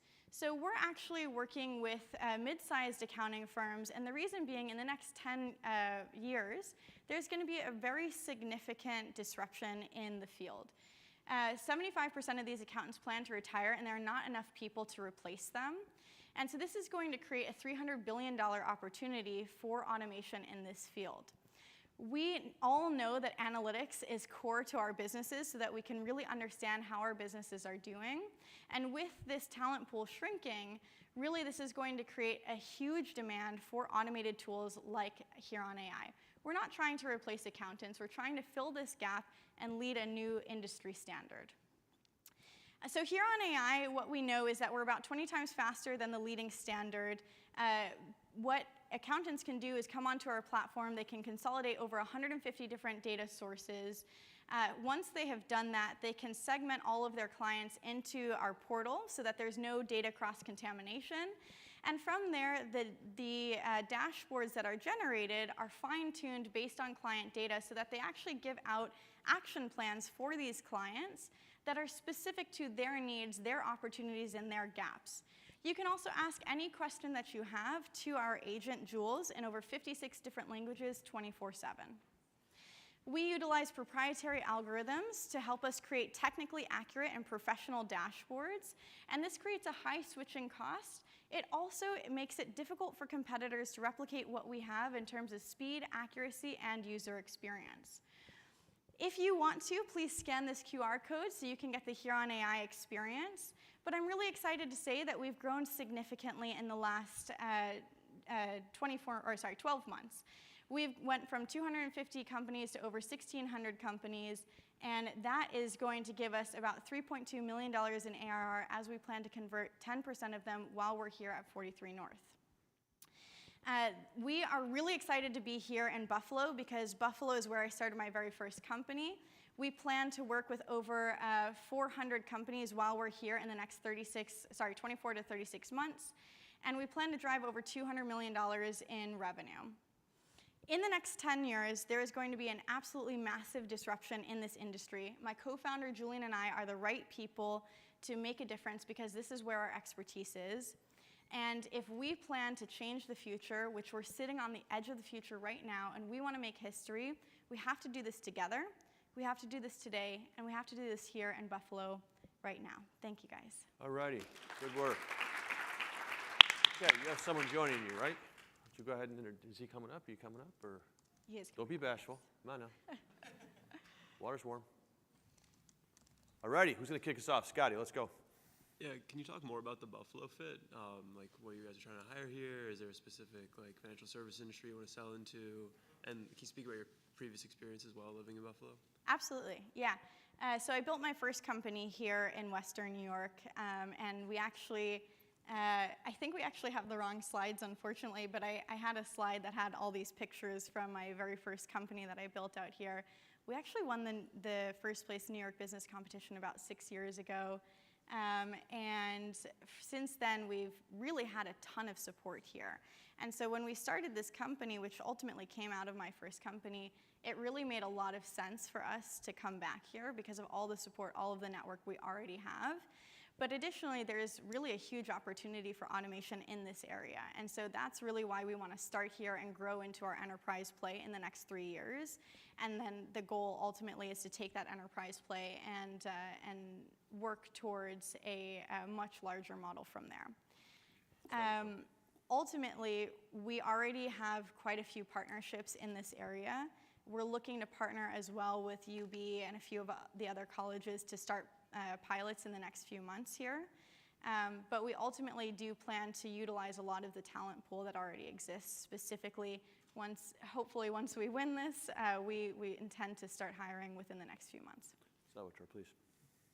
In terms of the data integrations on the intake side, yeah, where there's a lot of complexity there, and you know, I use systems that do some of this stuff, and sometimes I have to just do it myself in Power Query or Power BI. But the question I have is, if you're matching multiple systems and you're trying to find ways that you're joining the data so that it could be useful on the output, are you saying that the system can recognize how to do the joins on its own, and then how does it kick out things that it doesn't understand, and then how does that work?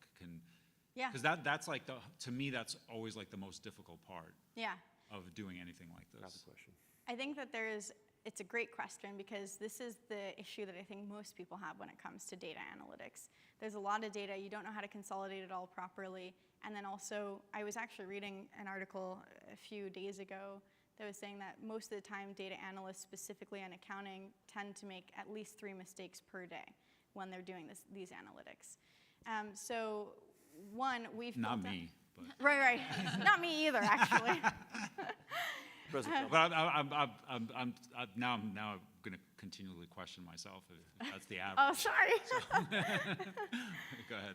So we've actually, one of the reasons that I think we are going to be the firm or the company to actually lead this industry standard is because we have some pretty specific algorithms that are proprietary right now. And it's because of the experience that we both have had. We actually met at MIT, and we have a lot of support from MIT.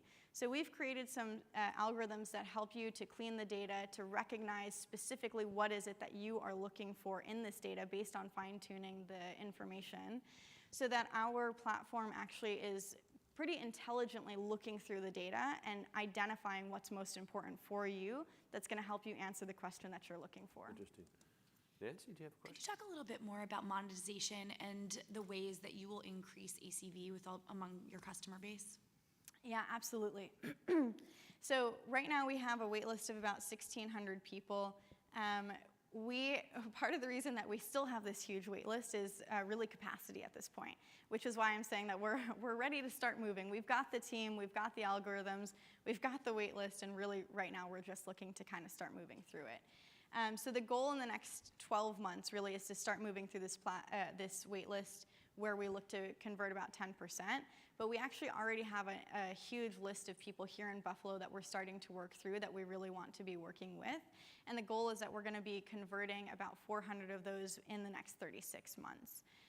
So really what we want to try to do is focus with them on client acquisition.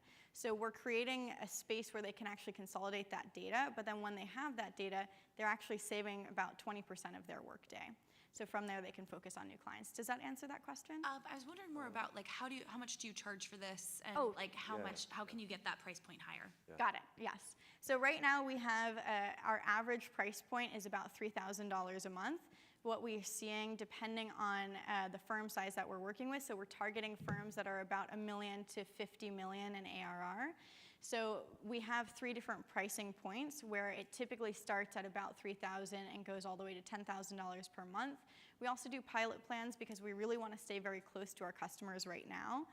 So based on the needs, we can also work with clients. So starting in the next 12 months, we are really going to work on that pricing strategy. Alexandria? On that point, could you speak to a little bit about the competitive landscape and who are the key players in this market? Yeah, I can start this off and then throw it over to my co-founder as well. So there are some pretty significant players who have been here for a while, like Tableau, Power BI, even QuickBooks. QuickBooks Advanced has some really great reporting features.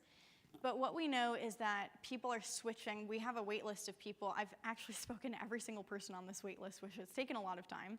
But most of these people use Tableau, Power BI. Almost all of them use QuickBooks or SAP, something along those lines. And it's still too difficult. They find that there is a huge learning curve, that if one of their analysts leaves, they can't replicate it. And it's just really painful. And so we're one of the only companies right now that has the ability to actually do this fully automated. And this is why we're saying that we're going to be the people to lead this industry. It's really not that you can't replicate automation. You certainly can, but we've created algorithms that make it easy to do in less than a few seconds. And so because of that, we are far ahead of all of the current large enterprises, but also startups as well. 30 seconds or less, my friend. Did you have something you wanted to follow up?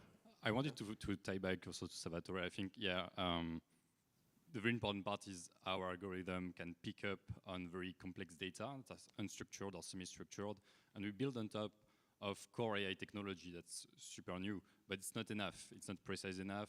Think about ChatGPT, for instance, or secure enough. And so we really build a pipeline that's able to target a very complex use case, end-to-end data analytics. And so we implemented all this security and precision behind that. So today we can intelligently process this data that's very complex. But with this system that's intelligent and leverages the core AI system, we achieve very high level of precision. And we'll keep doing that, doing this research in the future. We'll have to end it there. Judges, thank you very much. Great job, guys. Wonderful. Thanks so much. Do I get? You can give both these things to me, and you guys can exit this way. And great. Thank you. Great accent, by the way. It's really wonderful. All right, I think we got a judge change going on there. Okay, so just give us a minute or two. Judges, round of applause for our group 2 judges. Great job, guys. Thank you.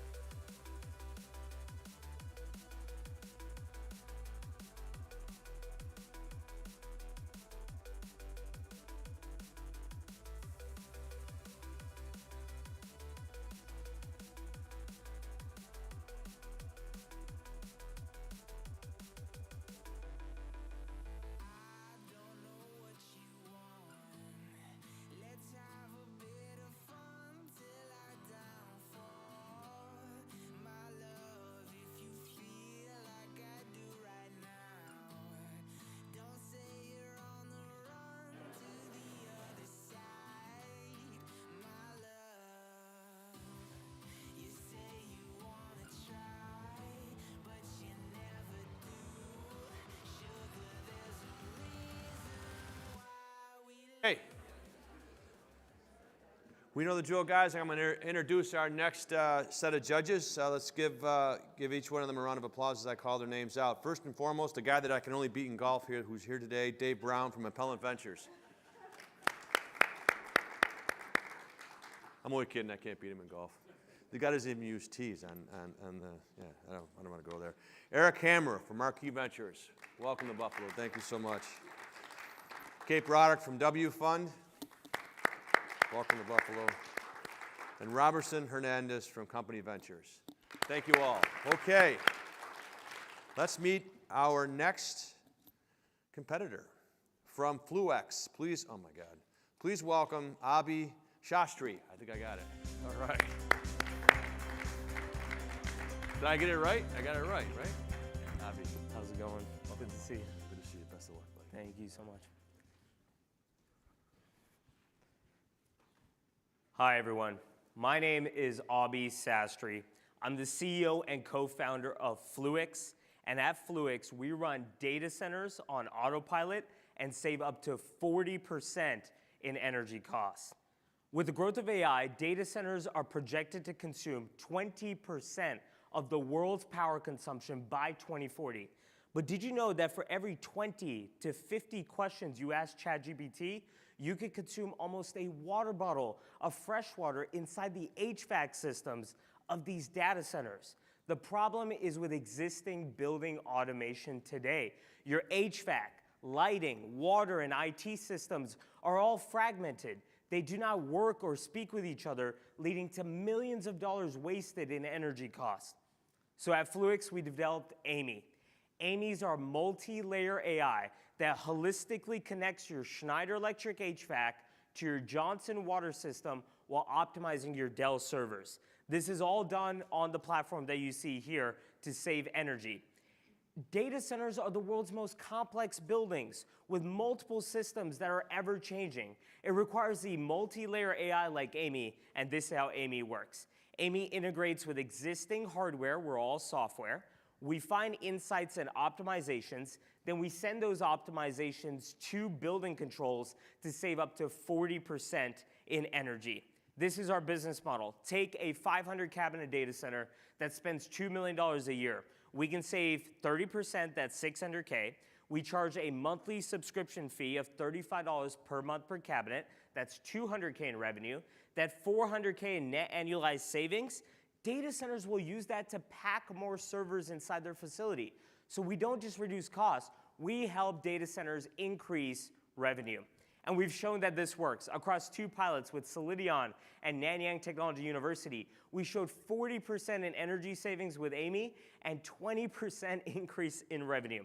We've generated $75,000 in POC revenue, and we're projected to do $850K in recurring revenue with these clients in the next 6 months.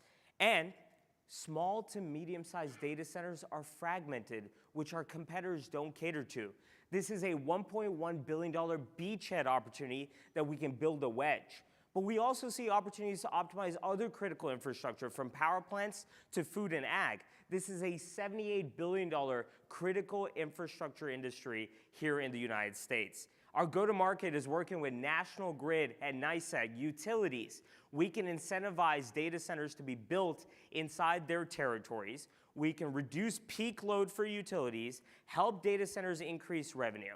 And the utilities are integral for data centers because when they call a data center, they pick up. And we're projected to do $10 million in ARR in the next 36 months, working with 20 data centers and 3 New York-based utilities. So as the data center industry grows, so do we. This is the problem with current competitors.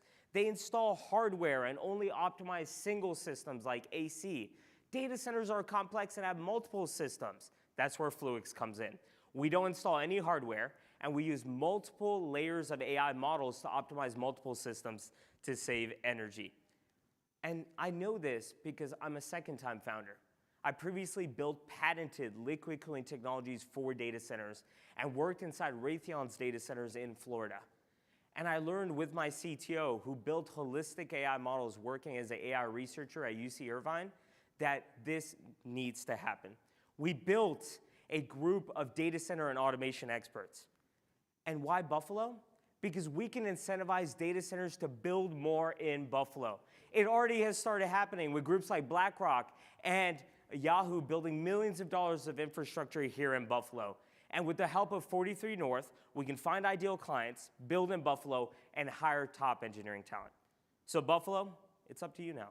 Fluix is ready to get to work, and with your help, we can reduce peak loads for utilities, help data centers increase revenue, and bring billions of dollars of new infrastructure here in Buffalo, hiring top-tier talent, and Fluix earning the spot of Buffalo's next tech unicorn. Thank you. Well done. All right. Well done. Okay, who's going to kick it off? David. Only because of all the golf jokes. I appreciate that. Yeah, you know. Great presentation, obviously very timely. I am intrigued to know a little bit more about the solution that you guys have. Specifically, what sort of programming are you integrating in, and where do the majority of the savings come from across the stack? So right now, when I worked inside Raytheon's data center, most of the energy savings, to answer your last question, most of the HVAC systems were running at 80 to 100%. HVAC systems are all different. You could have a Liebert unit from 2015 and a Data Air unit from 1993. If you turn one unit off, the other unit turns off too. It's fragmented, it's not working together. So what our solution does is we use large language models to read PDFs and manuals. Honeywell has to send a building engineer like me to the site to do a site survey. We can do a site survey in minutes by just reading manuals.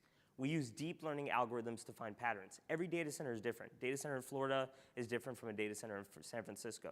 Deep learning finds optimizations and patterns to see what's best for the data center. Do they have a 10-ton Liebert unit? They use a lot of water. What's the energy rate? Then we use deep reinforcement learning as an agent. So what we do is we read the manuals, we find the best way to run that data center, and then we have an agent that makes changes, and HVAC is usually the best way to save energy. Interesting. Please, go ahead, Kate. Great presentation, thank you. So this is great for data centers. Also, you're integrating systems that are found in a ton of different buildings. How have you thought, if at all, about expansion into other verticals, both from an opportunity standpoint and also potentially sort of competitors entering this space? Yeah, great question. It's a great opportunity here because as long as we work within critical infrastructure, food, ag, power plants, where there's disparate systems, so not homogeneous systems, we have an opportunity to work. That's what our AI is built for. Next week, we'll be going to Utah, so my chief of staff and I will be there. We're working with a cold storage facility that houses pharmaceutical raw material. Excursions happen, so if temperature goes out of certain temperature or humidity, you have to throw away all the raw material and millions of dollars wasted. Our AI can integrate with that system, and we're looking at that as well. We're currently working with a manufacturing client as well in Berkeley. They use metal 3D printing to manufacture aerospace parts. The same models that Amy does in the data center we use in that environment, it's clean room automation. If there's too many particles in manufacturing, the integrity of the part can break. So Amy reads the particle count and controls the ventilation of the HVAC to remove the particles inside the clean room. So there are other verticals that we can go into. Our area is data center. We'd like to say in critical infrastructure because Johnson, Honeywell, and Schneider, they own the comfort cooling market. Yeah, buildings with humans inside them. Eric, please. Yeah, you can go ahead and we'll come to Robinson. Who are you selling to in the data centers? How are you reaching those people? And what does the sales process look like to get this installed? It's a new concept, and so I'm curious what that process looks like. Yeah, so I come from the industry. At Raytheon, I did procurement with Sunbird, different providers like Schneider. So I know who to sell to is usually engineering and ops, and then facility managers and technicians like us are the end users, right? So engineering ops has to get buy-in, and facility managers is the end user. So I cold called every co-location you can imagine, got my face blown up, as you can see. But utilities, so we're working with Tennessee Valley Authority.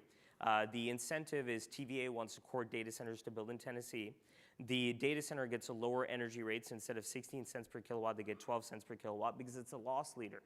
When a data center comes into the industry, you can lose the energy rate. But for the next 20 to 40 years, you have a large industrial client. So the utilities is the way we're going to get in.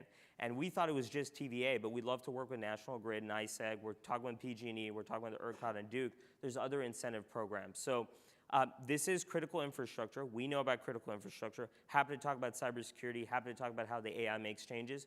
Good news is we're built on the backs of InfoSec requirements. There's automation companies doing this, so we're adding to that cybersecurity and automation.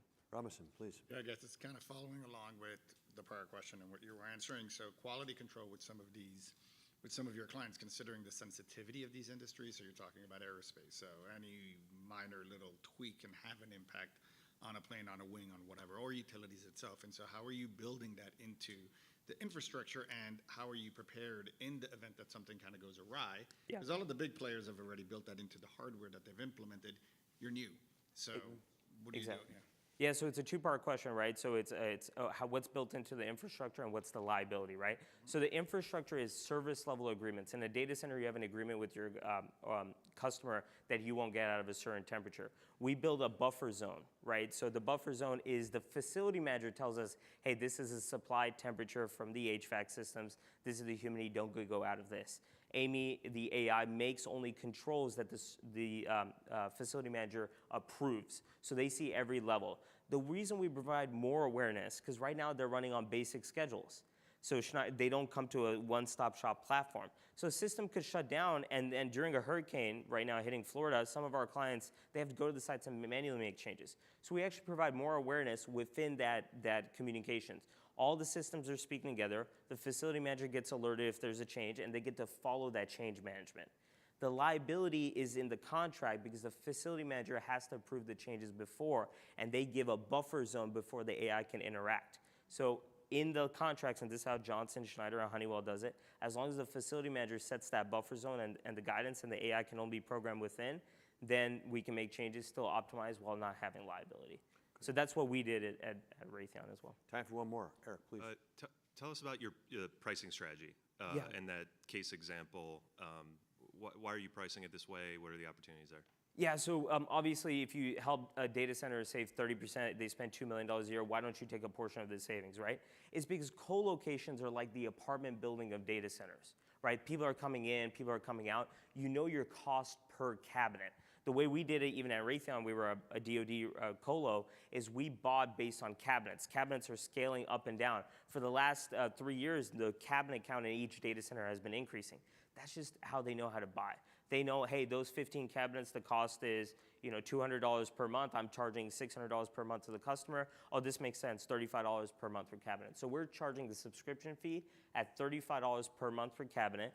The savings to energy savings ratio is always 3 to 1. And you're probably asking, Abhi, you're charging too small. As we connect water systems, chiller systems, other systems, we can go to $50 per month per cabinet, $60 per month per cabinet. And as they use exotic cooling technologies like liquid cooling, my previous company, or immersion cooling, we could change and adapt. So we made it easy for the data center to say yes. Great job. What's projected FTE in Buffalo if you win this? If we win this, what is our projected? Projected FTE. So how many people in Buffalo are you going to hire?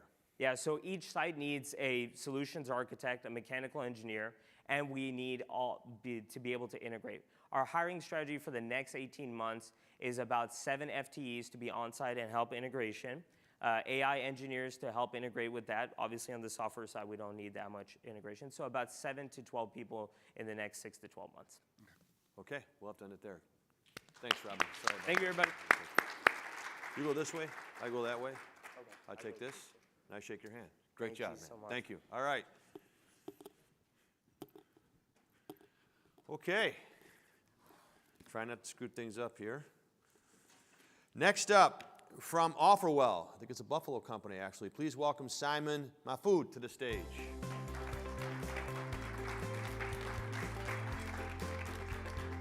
Good luck, man. Here you go. I'll see you in 5 minutes. Thanks, Bill. Whoop.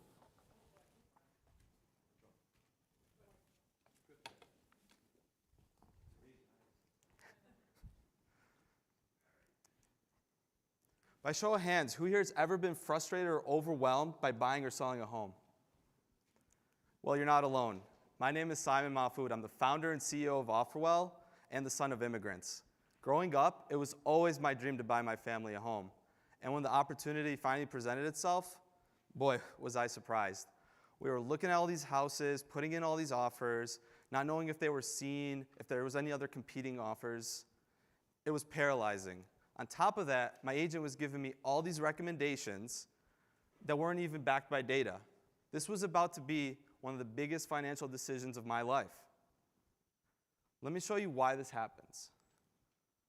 Imagine an agent named Sarah. She's just listed a property for sale for her client. immediately Sarah gets bombarded by emails, phone calls, text messages, by agents wondering, when can we show this property? Have other offers been received? When are offers due by? Do you have a lot of interest? It's chaotic. Sarah needs to manage all of this while keeping her clients well-informed and educated. Can you believe millions of agents like Sarah across the country are spending 30% of their work week using pen and paper to display and present offers? Why? It's because agents like Sarah are juggling 9 to 10 different generalist tools that weren't designed for real estate. That's why you end up with things like this. Now more than ever, the role of the agent is under a lot of scrutiny. And now agents are more receptive to new technologies that are specifically designed for the agent. So meet Offerwell. We're meeting agents where they're at today, and we're providing them a transparent place to work from while giving them real-time data that they can then present to their clients. In Offerwell, agents set up listings, can display the number of offers, the number of showings, and gather all the offers that they're receiving and compare them and display them in real time to their clients. Agents that are using Offerwell are saving anywhere from 5 to 10 hours, and clients are seeing 15 to 20% more on their listing price, or more money on their listing price. This is Sarah. She is saving 5 hours per listing. An agent on Offerwell even got $15,000 additional in commission by using Offerwell because of the transparency, which is breeding confident buyers.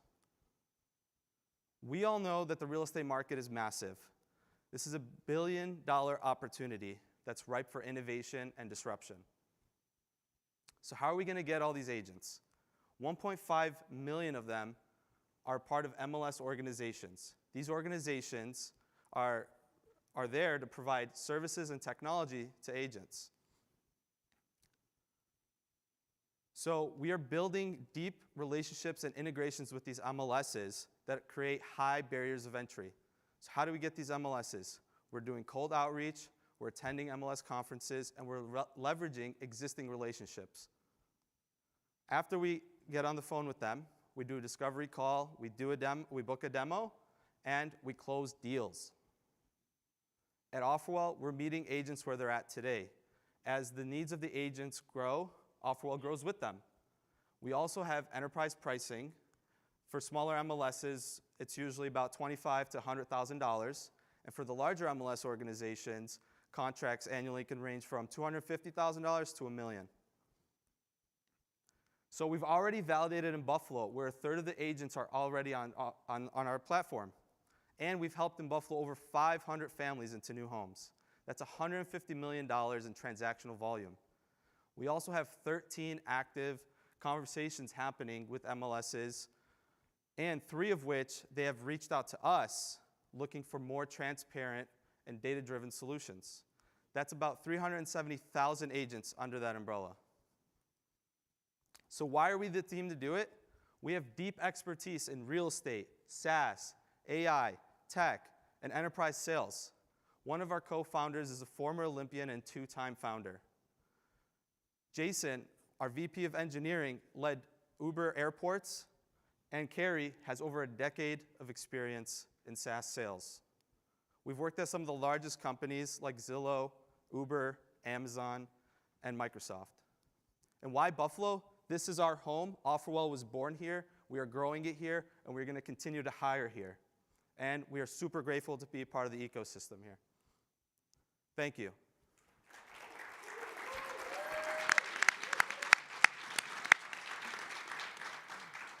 Got your fans here tonight. Good job. Okay, who's kicking it off? Alex.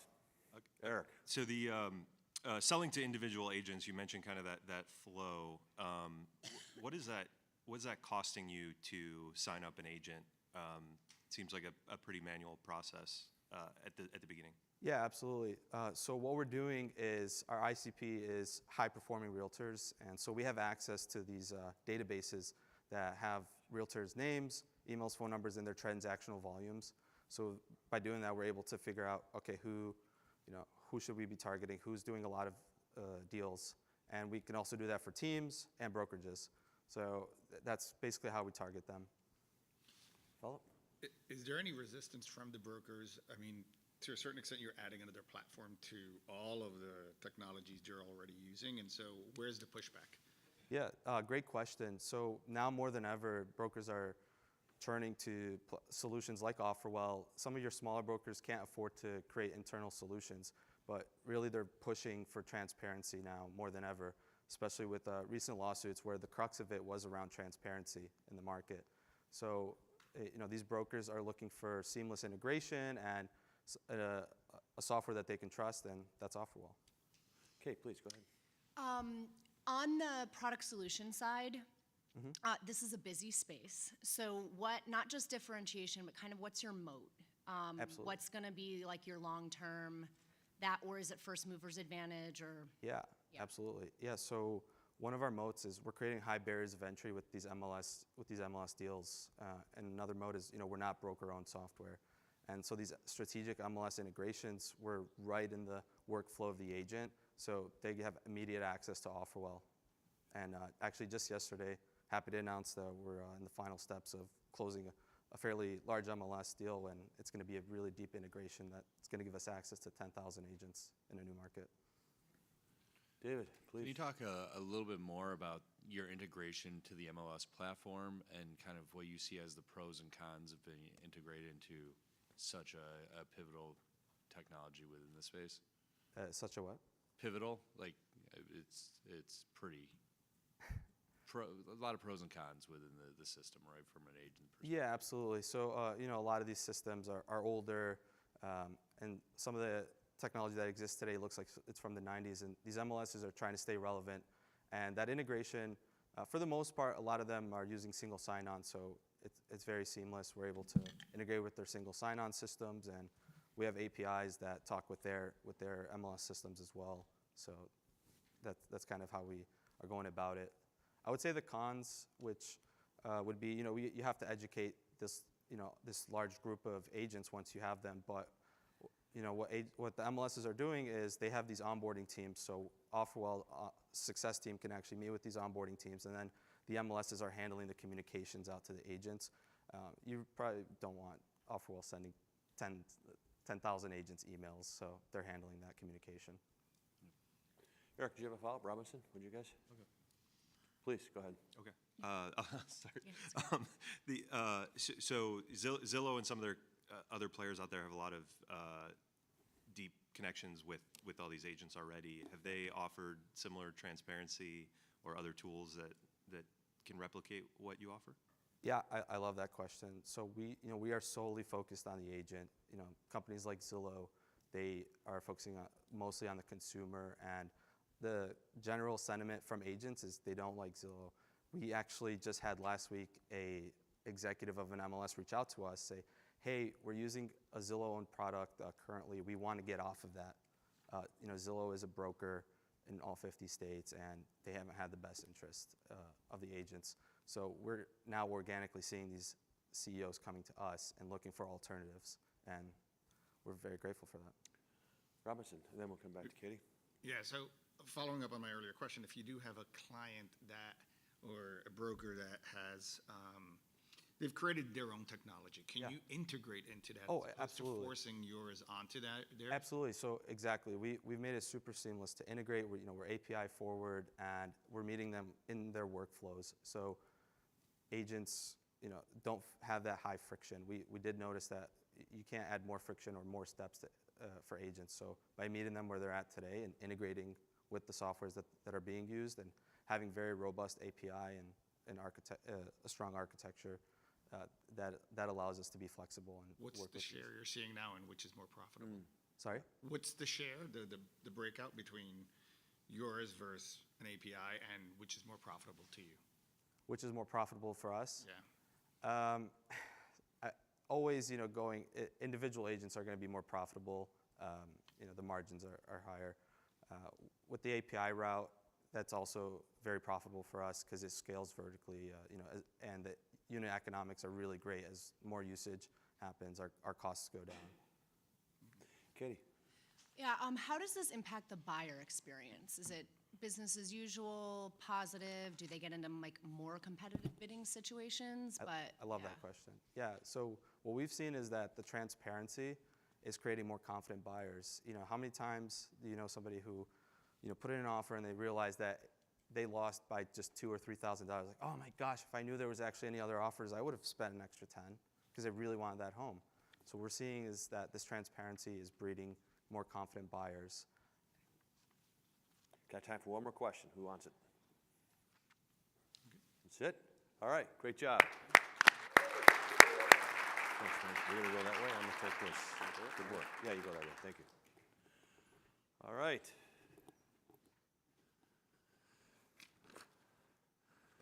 Wow, 9th competitor. Okay. Please welcome from the company BQP, Abhishek Chopra. Did it. You guys are challenging me with these names today. Great job. Thank you. Here you go, man. Floor is yours. Hello, everyone. Good to be back home, I would say. Myself, Abhishek Chopra. I'm the founder and CEO of BQP. And BQP is accelerating simulations using quantum computing. Just to give a little bit of background, I am an aerospace engineer and a computational scientist by trade. I've built large-scale simulation codes, particularly in fluid dynamics, which have applications in building aircrafts, wind turbines, blood flow, weather modeling. So what I've understood that this field of simulation is very critical to many industries. And the background that I come from, I've built actually these codes during my graduate work at RPI, Rensselaer Polytechnic Institute, not so far from here, where I was building this on Fortran 77 and C and running these on massive supercomputers. Simulations which have taken about 6 months on 250,000 computers to simulate turbulence around an aircraft. Now the challenge comes from the fact that these are like very old age technology. So I took the first attempt to solve this problem during Oak Ridge National Lab, working with Oak Ridge National Lab and NVIDIA. And what I found out there was that even though we were running these simulations on the biggest supercomputers possible, the technology of algorithms that go in the back end is just outdated. They haven't changed in past 40 years. And that is where the challenge comes from the fact that the engineers who are doing these simulations to design different types of components or vehicles, they have also always have to choose between simulations which are fast but inaccurate, something that we are seeing in the news, the doors falling off. We even heard in the Senate committee for Boeing where the chief engineer mentioned that the analysis that they left out because they cannot do so many analysis led to what the accident was. Their counterpart, Airbus from Europe, they focus on, okay, we want to be precise, we want to be accurate in what we're doing, but the marvel that we talk about, A380, actually took double the time and 5 times the budget to manufacture it. So you're always in this like tug of war between these two things, and this is my second attempt to solve this problem with BQP. What we are doing essentially is we are bringing this world of algorithmic forward by doing quantum computing. And just to be clear, we do quantum computing without quantum computers today. And the way we do that is using quantum algorithms that can run on today's high-performance computers and get 10x performance improvement.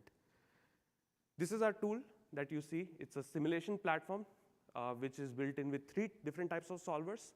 One is optimization. You have physics-based simulations like fluid dynamics. Then you have data-driven simulations like ML training efficiency.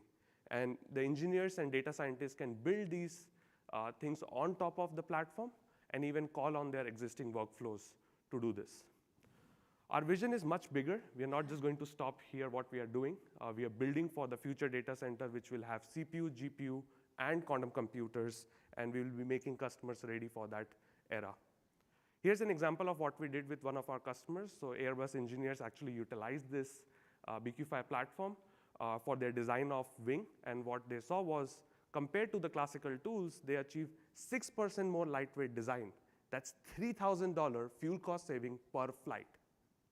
But not only that, we did that at 1/10 of the time, leading to doing more simulations now, making less mistakes, getting to the final product much faster.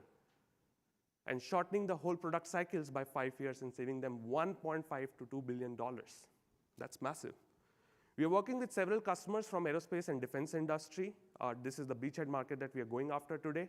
And we have booked $540K of pilot from some of these players here that you see, and the others are in the pipeline. We are scaling up our team to go to the next stage of these pilots and execute the bigger contracts that we have. What makes us unique is the fact that we are doing this niche application and doing quantum today, which is different from the players in the world of quantum, and even in the simulation world. We are actually partnering with the incumbents. Our vision is to be the BlackRock of the simulation world. That means we are in the back-end technology. We are not building a front end in what we are doing like others. We are starting from engineering, and we are starting and hyper-focused around aerospace and defense, but there's a lot more to do for us. With a deep technical team with 6 PhDs, our CFO actually was a CFO of an IPO company in the simulation industry, and then we have folks from quantum computing and people from different areas in defense industry. What we are looking and why we are building here in Buffalo is because of the strategic location that we have, strong partners that we have. We also are working with several universities like UB with their supercomputing center, where we have already written multiple publications by running our quantum-inspired approach on that. We're also working with several professors in the quantum computing space to write non-dilutive grant. I would like to conclude by saying that we have been doing really well. We have been building from Buffalo for the world, and for doing that, we have raised about $1.7 million and also signed a term sheet of $4.5 million for seed round. Thank you so much.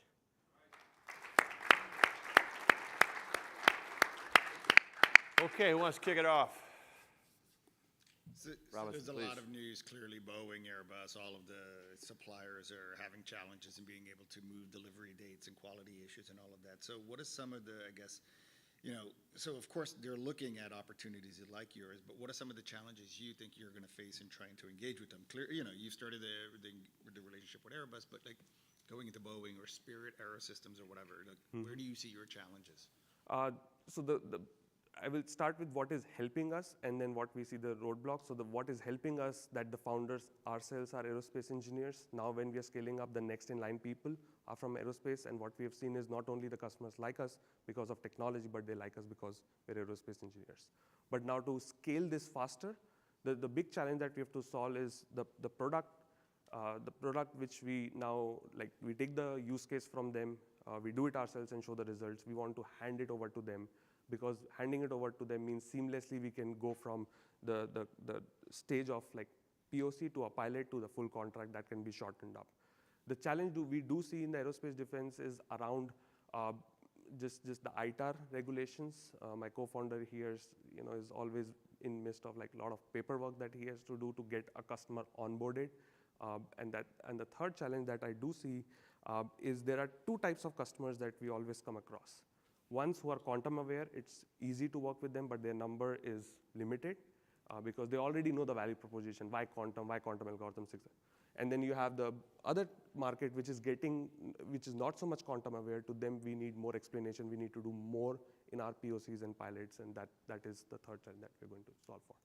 Yeah, on that same vein, but sort of specifically on sales cycles, because this is a space that's known for like long sales cycles.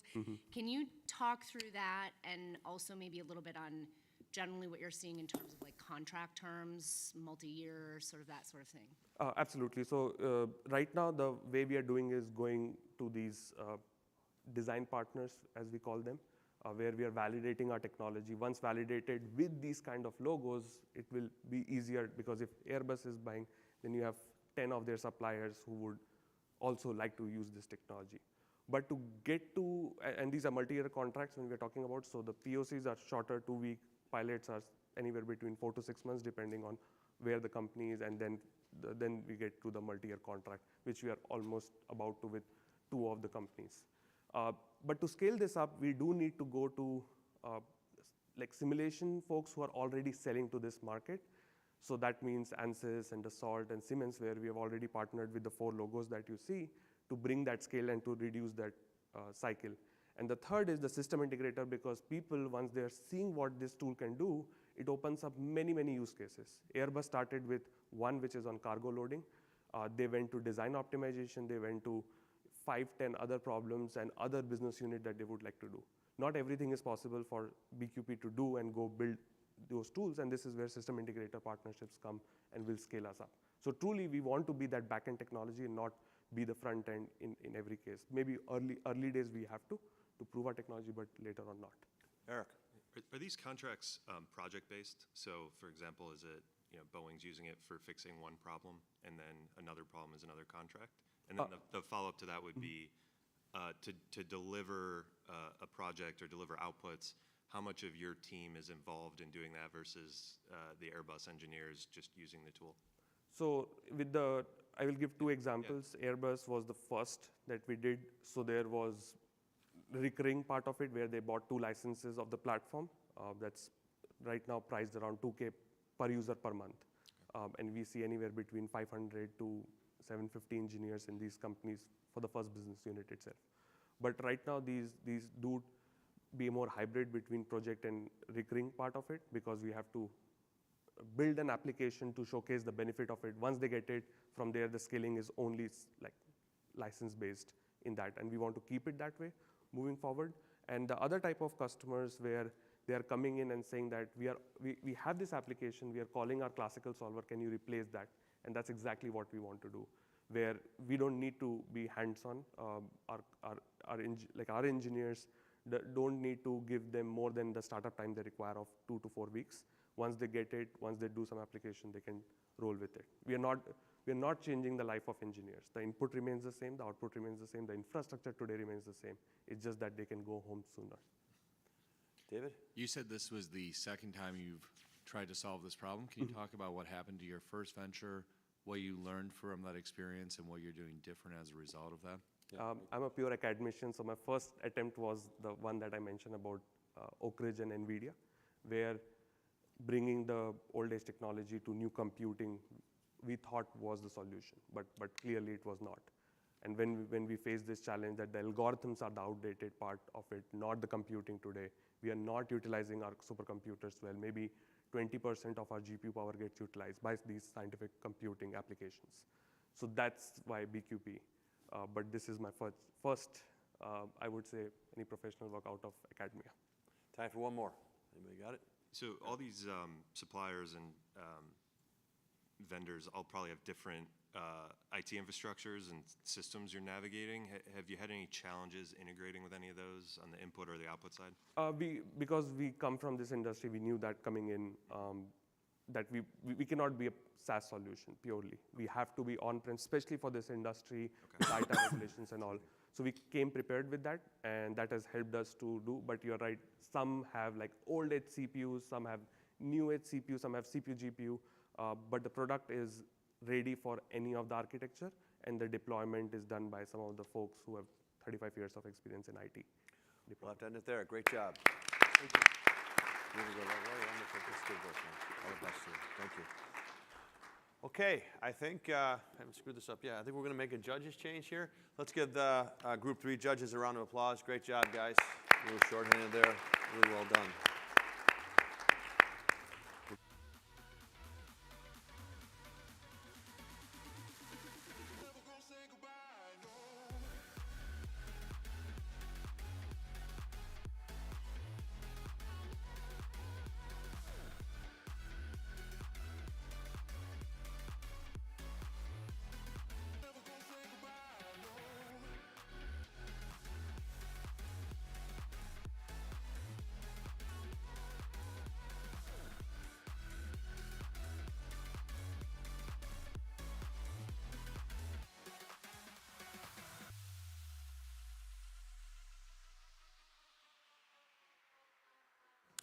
Okay, we've got one more company coming out in a moment, and then we're going to break for lunch. And I'll talk more about that in a second. But I want the audience to just join me in welcoming our 4th group of judges. Let's give each one of them a round of applause as I call them out. First, Alice Vilma from Morgan Stanley Next Level Fund. Welcome. Claudius Taylor from Generator. Welcome. Lauren Roberts from Attendo Capital. Michael Hoeksma from Battery Ventures. And last but not least, Oscar Lee from Avenue Growth Partners. Welcome, guys. Thank you so much for being here. Okay, our last competitor for the morning, I think it's 10th up, from the company Cactivate, Wentao Xiao.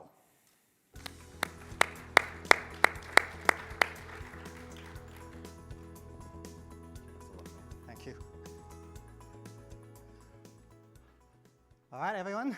Pleasure to be here today. My name is Wentao, and I'll be representing Cactivate. So let's get right into it. Cactivate is an AI marketer for SMBs. And to start, I'd like to take you all the way back to 2019, when the three of us, the same team, were working on a completely different product. It was a direct-to-consumer marketplace, and we got about 10,000 daily active, 1,500 vendors. But it was really, really difficult for us to actually get new customers. And when we looked around, it turns out that all the 1,500 vendors shared the exact same problem. And when you visualize it, it kind of looks like this. It's super easy for me to set up shop online. It's really easy for me to re-engage with them. But it seems like everyone has a hard time actually getting customers. And so take someone like John, who's an actual customer of ours. He runs an HVAC company. Getting new customers consistently is the lifeline of his company. And in today's world, he has to make digital marketing work. Now here's the kicker. Here's the wow stat. There are 33 million companies like John in the US alone, and 62% of them lose money when it comes to online marketing. It's a pretty crazy number when you think about it, but it's not as crazy when you think about why. John really doesn't have any good solutions.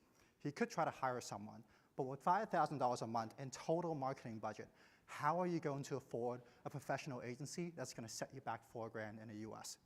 You could try to do it yourself, but each app platform has its own nuances. It's ever-changing. It's impossible to master all of them. We do definitely have competition, but our thesis is that they're getting it kind of wrong. This is not a question of, hey, give me a prompt and I will make your content. This is not a generative problem. What John needs is someone to tell him what to do, not do what he tells it. So this is not an execution problem. This is a strategy problem. And that's what we do here at Cactivate. So when John comes in, all he has to do is plug in his ad accounts, tell us his budget, and tell us his unit economics. That's it. From there on out, we ingest data about John. We look at where he clusters among our similar customers, and we look at where he is compared to where he needs to be, and we recommend exactly what to do for John in a user-friendly manner. Take creating a campaign. There is no prompt engineering.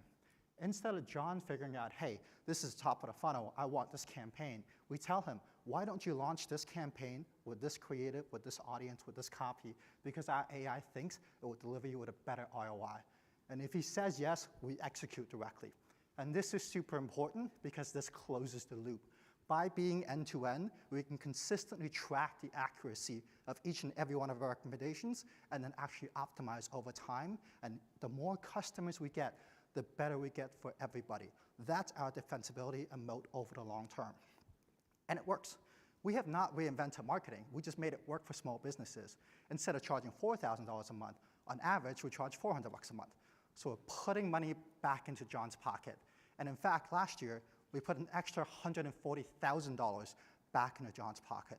When you put that into perspective, that's 2 extra employees full-time and going from losing money to now actually thriving.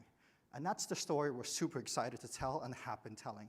We have 190 customers just like John, almost 500K in ARR, and with 2% churn, which is top percentile in the SMB SaaS sector. And even our ICP today represents a $20 billion TAM, but we think can be far greater. We think just like QuickBooks is for accounting, we can be like that for marketing. And so we're super excited about the future prospects here. And I know you're all thinking this question. We acquire customers by dogfooding our own software. We know that for every $750 we spend, we get 1 paying customer that pays on average $15,000 over the course of their lifetime. So the unit economics work. The challenge is that we have a very small team, and we need to scale that. So this is the same team that worked on a previous startup. We pivoted together. We're all immigrant founders, super hardworking. We think we'll fit very well in Buffalo, and we actually want to be here. And we're surrounded by some of the best investors and advisors in the market that has to offer to really provide us with that experience and know-how. And that brings us to why Buffalo? Well, we want to be at $3 million in ARR in 12 to 18 months. And to get there, we need to 5x our customer base and also get the best talent. And there is really no better place than Buffalo for this. Buffalo, shout out to Bob for the fun stat, ranks bottom 5 maybe to some people as a single market in the NFL, but when you consider it as the hub of the Golden Horseshoe area, it shoots up the top 5. It's got some of the highest concentration of service-based small businesses, and it's got some of the best statewide initiative programs to assist small businesses, and also advanced AI research, which we think could benefit us in the long term.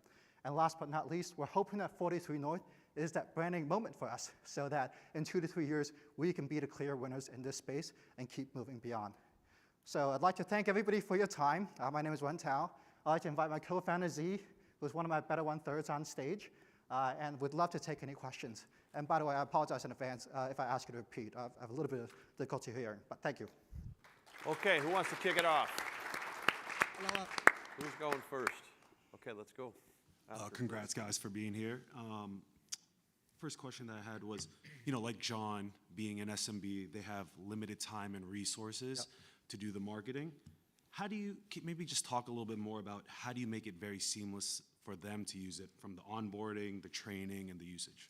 Yeah, so the key is that John does not have the time to actually learn marketing. So you need to make every recommendation cohesive. So you say, John, you have $5,000 a month to spend, and this is how I would like you to distribute that money. It's going to be some in doubling down on what you're already doing, and some in trying something new. In machine learning, we call that exploitation versus exploration. When you do explore something, we say, these are the campaigns we'd like to launch. So if you're John, all you're getting every day is the list of recommendations. Actually, we have this little feature that I didn't get too much into that's called Copilot. So John already trusts us to the extent where he says, just do whatever you want, because he doesn't want to think about it. Good. Michael, please. How do you define SMB? So like how many employees, and any reason? I love the focus on SMB because I think it's helping people, which is great, but why not move up market? Yeah, so once you move up market, you're no longer an enablement solution, you're an optimization solution, and you're competing with a lot of the incumbents. That's not really the market we're excited about. SMBs struggle. They need this to work, and we define SMB usually as a B2C company with 1 to 5 employees, usually under $10 million a year in revenue, a B2C facing brand where customer acquisition is the lifeline of the company, but that is expanding. We are getting some smaller mid-market companies, and that's where we're excited to be. And sorry, how do you price against that?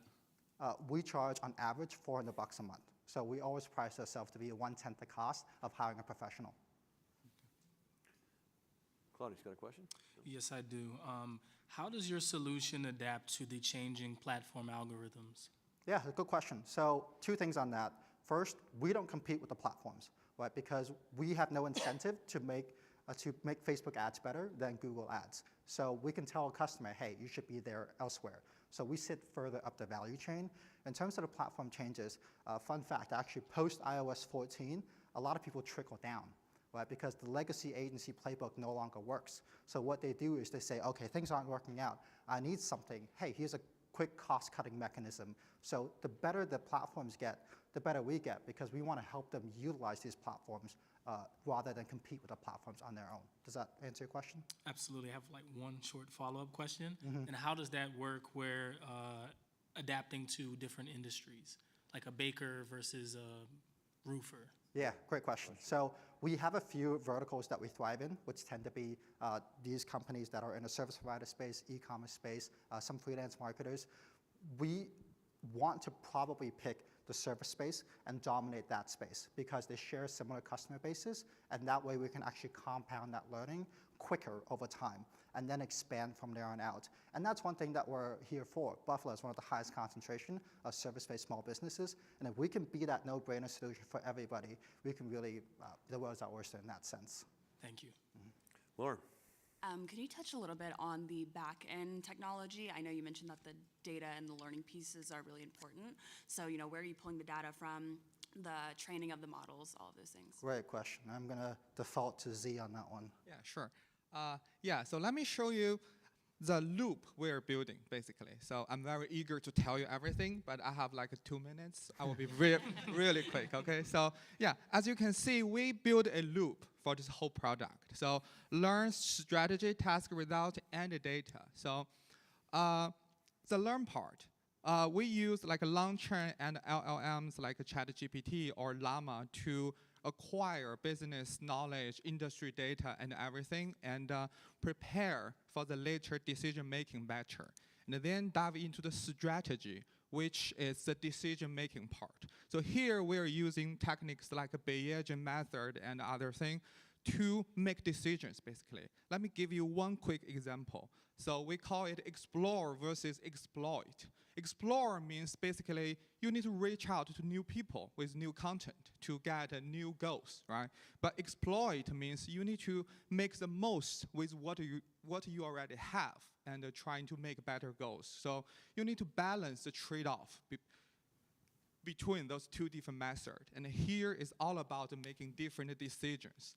And then you see our competitors here. Yeah, so we can do better with all the data we already accumulated here and better than them. So at here, we're trying to make we're trying to answer 3 different questions: what, where, and who, right? Who is the target audience? Like who you want to reach out to. So with all the data we accumulate, with all the decisions we already made, we can make better target audience. What is basically content? That's what our competitors do.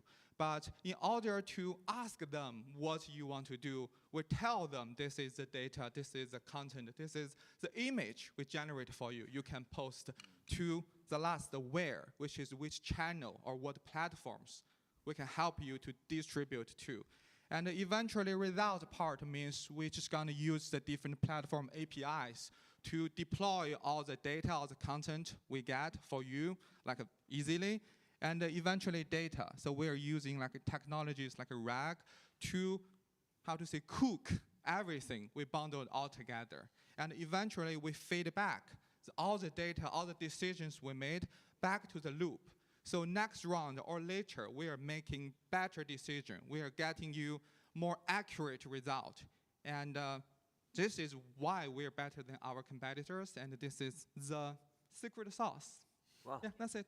I did it in 2.5 minutes. We've got time for one more question. Who wants to take it? Alice.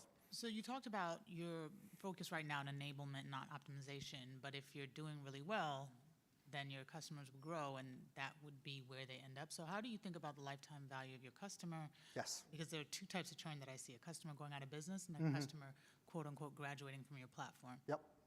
Great question. So to answer you real quick, our goal is to scale with our customers. Similar to QuickBooks is for accounting, we want to be that for marketing. And we have been doing that successfully every quarter. Where the difference tends to happen is that when you grow as a company, it's a different type of person that uses our platform, and this is a different set of features. To give you an example, when we launched Google, on top of Facebook, our customer size doubled on average.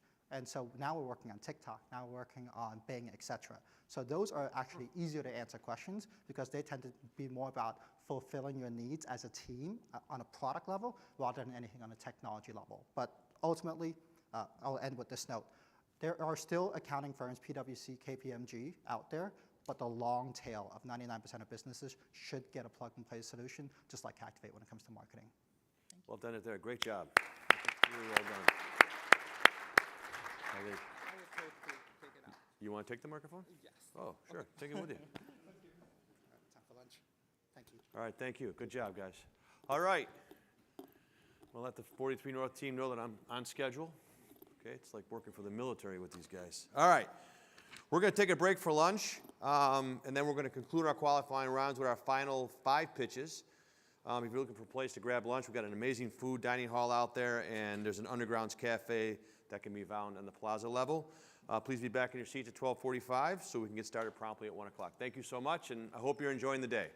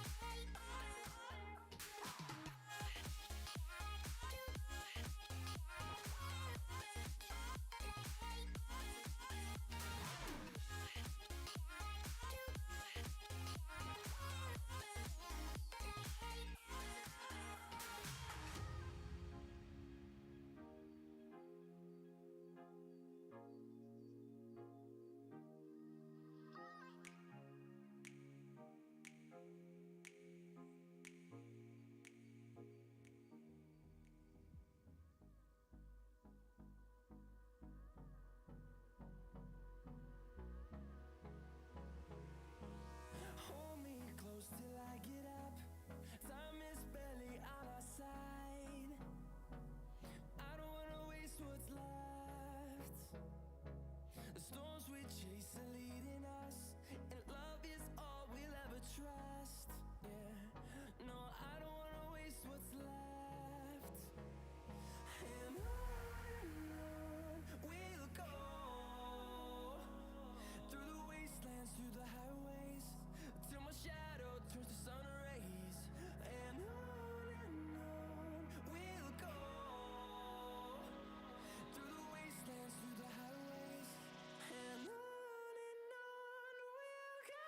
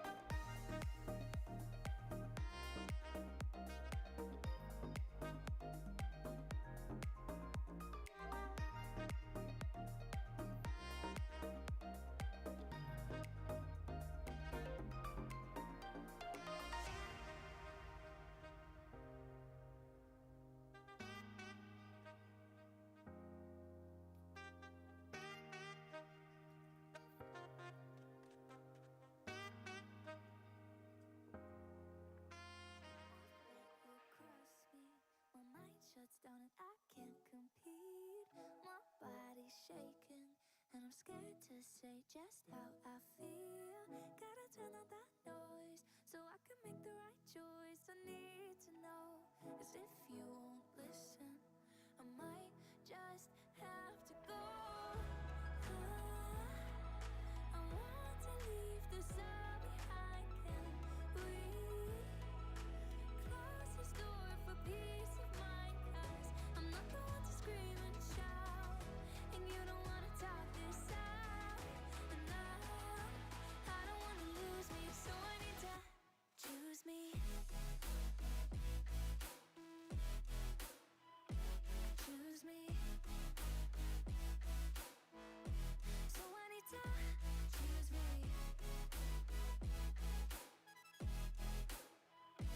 Choose me. I really need to tell you the truth. Your talk is cheap, but your words cut deep. Don't you understand that you're bringing me down till I'm stuck on the ground? I need to turn on the noise so I can make the right choice. I need to know, can this be different, or should I let this go? I want to leave this all behind. Can we close this door for peace of mind? 'Cause I'm not the one to scream and shout, and you don't want to talk this out. And I don't want to lose me, so I need to choose me.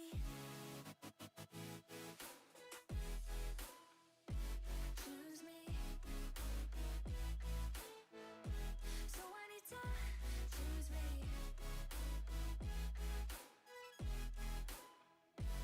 Choose me.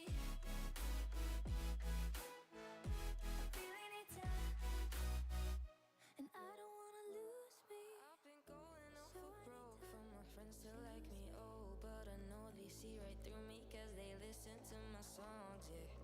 But I don't care, no baby, I don't care. People always tell me take a breath, hey, hey, hey.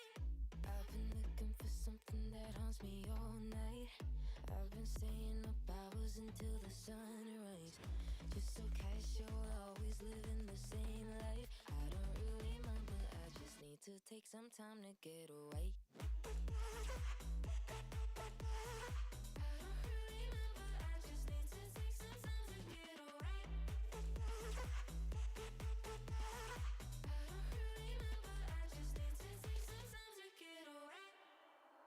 Is there something I could take for this pain to go away? 'Cause I've tried 100 methods and they always seem to fail me. Am I crazy? Don't tell me I'm crazy. I just need to find another way. Hey, hey, hey. I've been looking for something that haunts me all night. I've been staying up hours until the sunrise. Just so casual, always living the same life. I don't really mind, but I just need to take some time to get away.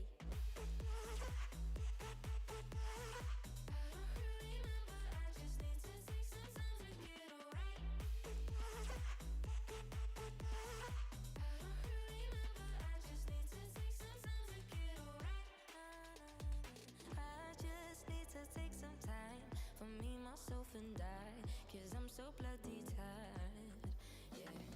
But I'm alright, trust me, baby, I'm alright. I'll just sit back and enjoy the ride. I've been looking for something that haunts me all night. I've been staying up hours until the sunrise. Just so casual, always living the same life. I don't really mind, but I just need to take some time to get away.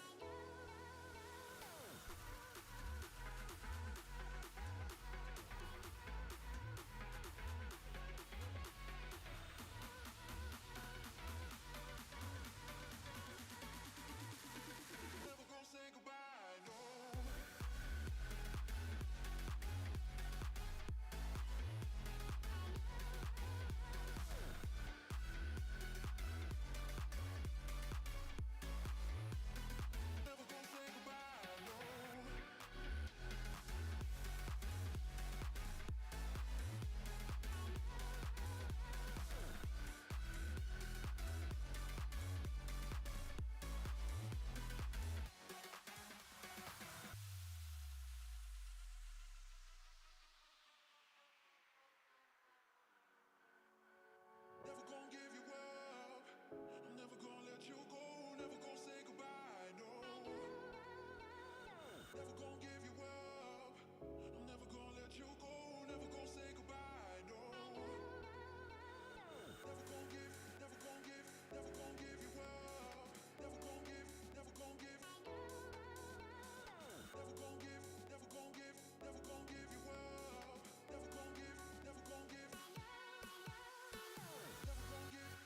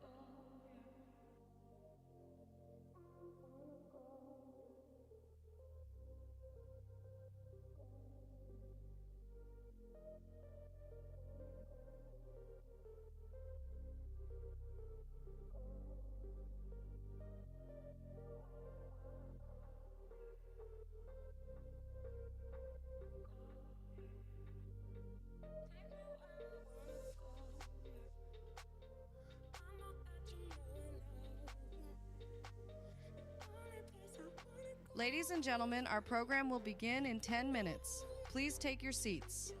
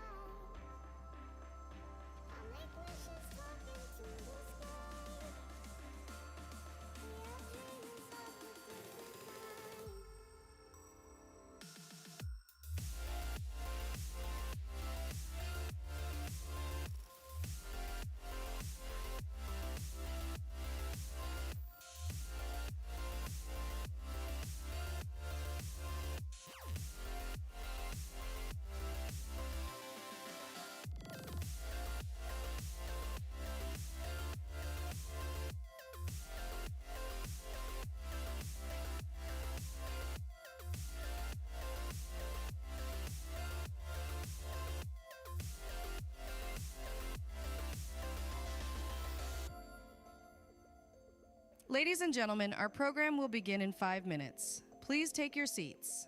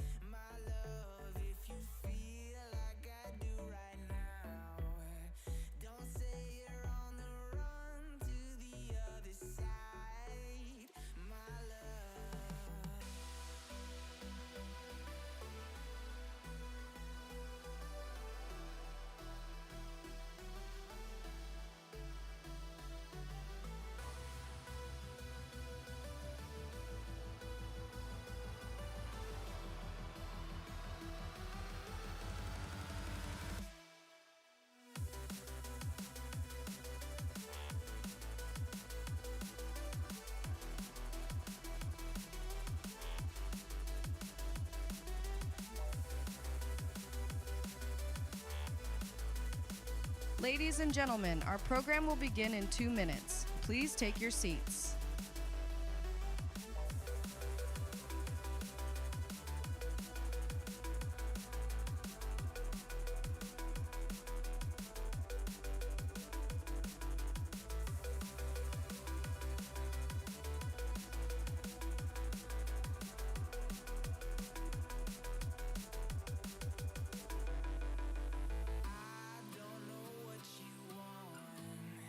Let's have a bit of fun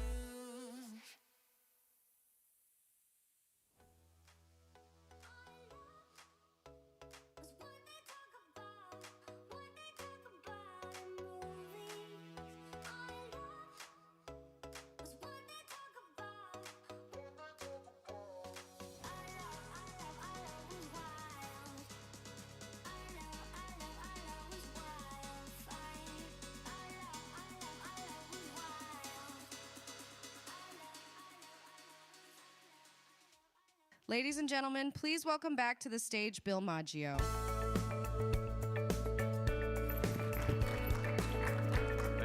Thank you, thank you, thank you, thank you, thank you. All right, great morning, a lot of great competition, great companies, very, very bright people. I hope that you are all having as much fun as I am. So welcome back to our afternoon. Before we get back to the pitches, I just want to take a moment to recognize one of our generous sponsors, M&T Bank. They made tonight's event and a lot of other events in the history, the 10-year history of our organization possible. So please welcome back Chief Data Officer Andrew Foster.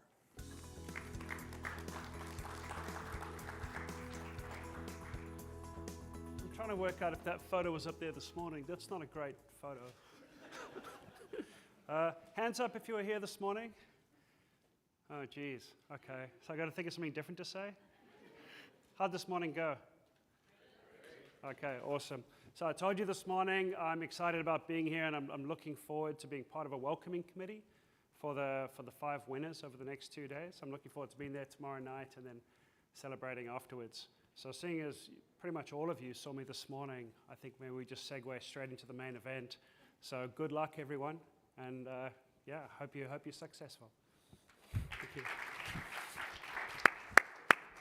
All right, judges, you ready? Yes? Sign language. Thank you.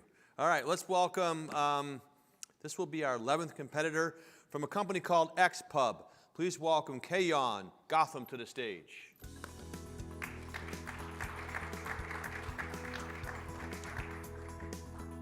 Best of luck, my friend. Thank you. Get out of the park, okay? Thank you. Hello, Buffalo. I'm Kalyan, co-founder and CEO at XPub. I'm an ex-management consultant and a 2-time venture-backed founder with an MBA from Cornell. At XPub, we are building TurboTax for sales proposals. Let's say Shea's would want to have new security systems. The first thing that they would do is request for proposals from the vendors. For those who know what RFPs are, including from some of our potential customers in the audience, you know how boring and laborious the task is. And for those who do not know, feel blessed.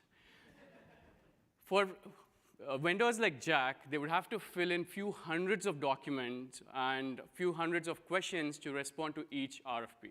So for each RFP, they research a few hundred documents in the organization, come up with the first draft of the RFP, and then comes a long list of tasks which are as boring as legal checks, and only then happens the final submission. Now you see there are many tasks here, many people involved, a lot of back and forth, leading to the delays in even the first draft of the RFP to 3 weeks. So because of these laborious processes, these businesses miss on opportunities every 2 in 3 opportunities that they receive in the organization. So the sales teams and the RFP teams started to explore the GPTs of the world to see whether they can accelerate these sales documentations, only to find themselves in an even deeper mess. Now, I'm sure you have used these GPTs. You know they do not have industry-specific knowledge. They do not have sales workflows. They come up with very hallucinated information, and on top of which, they may also have to lose data privacy. And that's where we come into picture. We help these organizations automate their sales documentations with our full-stack enterprise LLMs. We have a suite of domain-adapted language models hosted at our end, and we also deploy quantized models in our customers' environment for data-conscious customers. Of course, for them to use these models, we have also built end-to-end sales management systems. What it means to the end user is that they don't have to do the research of hundreds of documents anymore. Our tool does it for them, answers every question and sub-question for them, and they can also use supporting modules like evaluation modules to see which requirements they're not meeting and which questions they need to answer more comprehensively for a winning bid. Now, if you remember Jack taking 3 weeks for the first draft of the RFP, that can now be done within just a few minutes. And not just with one organization. Since the time we have very recently launched, there has been an overwhelming response from the market with over 140 organizations in our private beta. But we are a very small team, so we started with 5 enterprise engagements and very eagerly looking forward to serving the remaining customers in our pipeline. With such a strong pipeline, our sales funnel until the end of 2025 is already full. We're looking at a $24 billion market with a current focus in tech and consulting firms, but we are moving into manufacturing and construction industries, and that's where Buffalo means a lot for us. At the moment, we are competing with the legacy players out there like Responsive and Lupio and a few new age players, but we differentiate ourselves from them in terms of our proprietary models and also deploying quantized models in their environment for data-conscious customers. I met my team, Pallavi and Greg, at my school, Cornell, where they were graduating with computer science degrees. In the past, they have helped IBM, JPM, and Bloomberg with several AI tools, and they have built all our AI models ground up within the organization. We are backed by Techstars, and my school, Cornell, and a bunch of other investors who have invested in Anthropic, Hustle Fund Scouts, HBS folks, ex-McKinsey's have all invested in us. When we come to Buffalo, our operational costs fall down to less than 60%. We save 40% of our costs. The extreme concentration of construction and manufacturing industry here would help us enter into these markets very easily. And we have personally visited Buffalo a few times before to interview over 7 potential candidates and build strong relationships with our potential customers right in the city. With all such benefits, we would be moving 100% of our team into the city and be recruiting 5 more people within the next 6 months. If you want to know why we love Buffalo and how we fell in love with Buffalo, please scan the QR code, and we would really love to see you around in the city. I'll have my co-founder. He's Greg. I generally call him a magician who has built all our models ground up. All right. Good job. Okay. Good job. All right, who's going to kick us off? I'm going to pick someone. I can start. Oscar. Oscar. Congrats again for you guys making it here. What's kind of the acceptance or call it edit rate for the AI solution that you're generating to the sales team? Is it generally 80, 90, and then what's the optimal rate you think you can get to? Good question. Sorry, I don't think I understand the question. What's the acceptance of? Just like the acceptance of the AI-generated RFP. Acceptance by the customers? Correct. And, or like edit rate, you know. Got it. So at this point in time, we see around 70 to 75% being generated. But more importantly, even before generation, we create compliance matrices, checklists, and a bunch of those for them to be comfortable getting into the responses. So that's an immediate benefit. And with the responses, as I was saying, 70 to 75%. But as we keep moving forward, it would only improve. Great. Who is your target customer for, or the ideal customer for the platform? Based on that, I might have a follow-up. Yeah, so as I was mentioning, at this point in time, most of the customers are from tech and tech consulting firms, and in the future, we are moving into construction and manufacturing. My undergrad is in civil engineering. My family is into construction business, so Greg's family is also into construction business. We know a lot in the business, so we want to move there. Got it, and it's for firms who are trying to answer RFPs from these larger manufacturers, corporations, so folks who are looking to do business from them. Question for you on the platform, is there a way for that to be kind of a boomerang type effect where the corporations would use the platform to evaluate the RFP? I'm just curious. Yes. So essentially, there are 3 modules there. Some of our customers who are sitting here, potential customers who are sitting here, have seen it. We help them with shredding, responses, and evaluation part of it, 3 parts of RFP responses. So they have, sorry. Just to add to that, I think you were asking also about the issuance process, right? And ultimately, we want to move in that direction too. Now we're just on the response side, but we want to bring in the issuers so that it really becomes the place where they can also get their evaluation done and choose the best vendor. Oh yeah, sorry, I missed it. Even the responders evaluate, I was thinking that you were talking about that. Yeah, right now we are focused only on the responders. The only exception is the UN with us, for whom we are helping on the issuance side, but our focus is entirely on the response. Yeah, I think we got the question. Did you have a question, Lynn? Yeah. Yep. So I know you talked about construction and manufacturing as being 2 potential markets to expand to. Can you touch on the sales cycle for those 2 industries, as well as maybe the adoption of this technology with the people who work in these spaces? Yeah, so right now we are only, as I was saying, focused on tech and consulting firms, and we are only looking into that sales funnel. But we did speak to large corporations like Turner, and a bunch others on the go. And adoption is generally very welcome with these AI tools. Turns out they don't really like to write. It's really more about sales than anything. Mike, you got something? Yeah. Yeah, it's super cool. Thank you for presenting it. So tech and consulting firms today, we always think about the holy grail with these LLMs being marrying first and third party data, and that's how you create defensibility here, given how much the models can actually do. Why go outside of these specific industries? They're big enough to build a big business. Interesting question. Oh, yeah, definitely. That's why we want to establish a foothold into the tech and consulting firms. We have good good amount of traction there. And when we are building NearWave, we want to do verticalized AI models. So we also have good background in construction industry. That's why we wanted to capture that as early as we can. That's in the pipeline for the second quarter of next year, or early third quarter of next year, but not in the immediate. Got it. And do you run into Harvey a good amount Harvey here? AI. And how do you think about them? We really love their tech stack, to be very honest. Our tech stack is a little similar to what they do, but they're in the illegal industry, and we're not entering into legal industry. In fact, we don't do anything. I don't know if they do RFPs in legal industry, but we're not touching the legal industry. We don't have background in legal industry, so we don't want to get into Yeah, the models are trained for sales.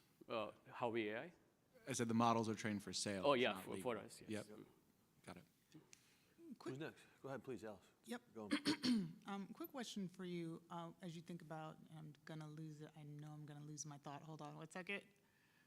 Oh, I lost it. I'll come right back. Claudius, you good? Yeah, just to kind of piggyback Oh, good. on what all of my colleagues have been saying, the onboarding process specifically, how long does that typically take for those folks that are looking to be onboarded, and what's that ACV typically like?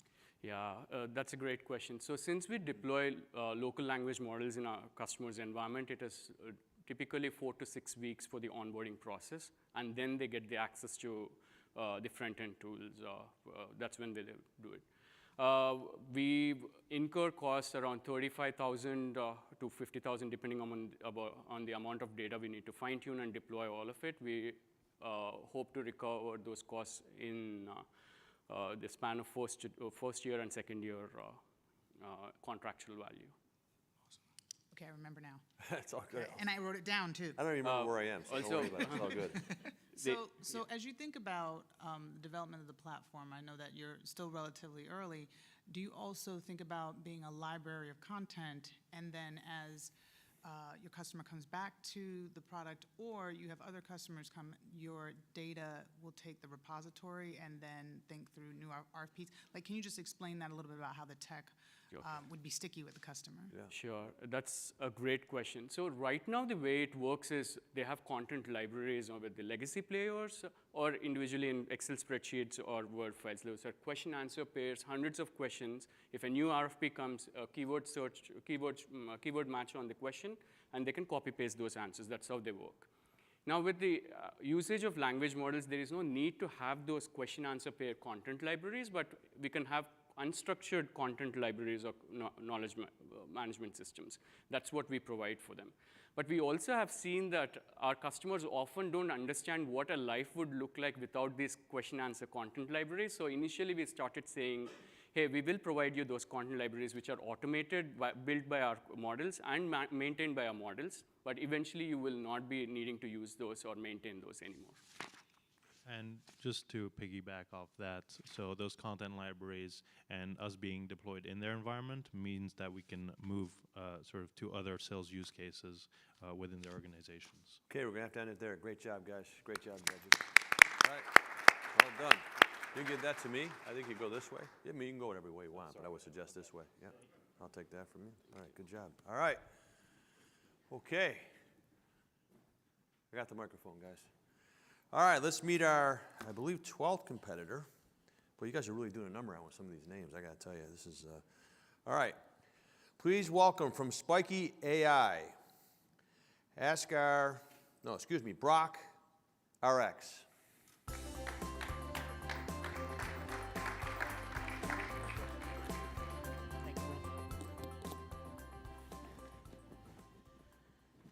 All right. Good afternoon, everyone.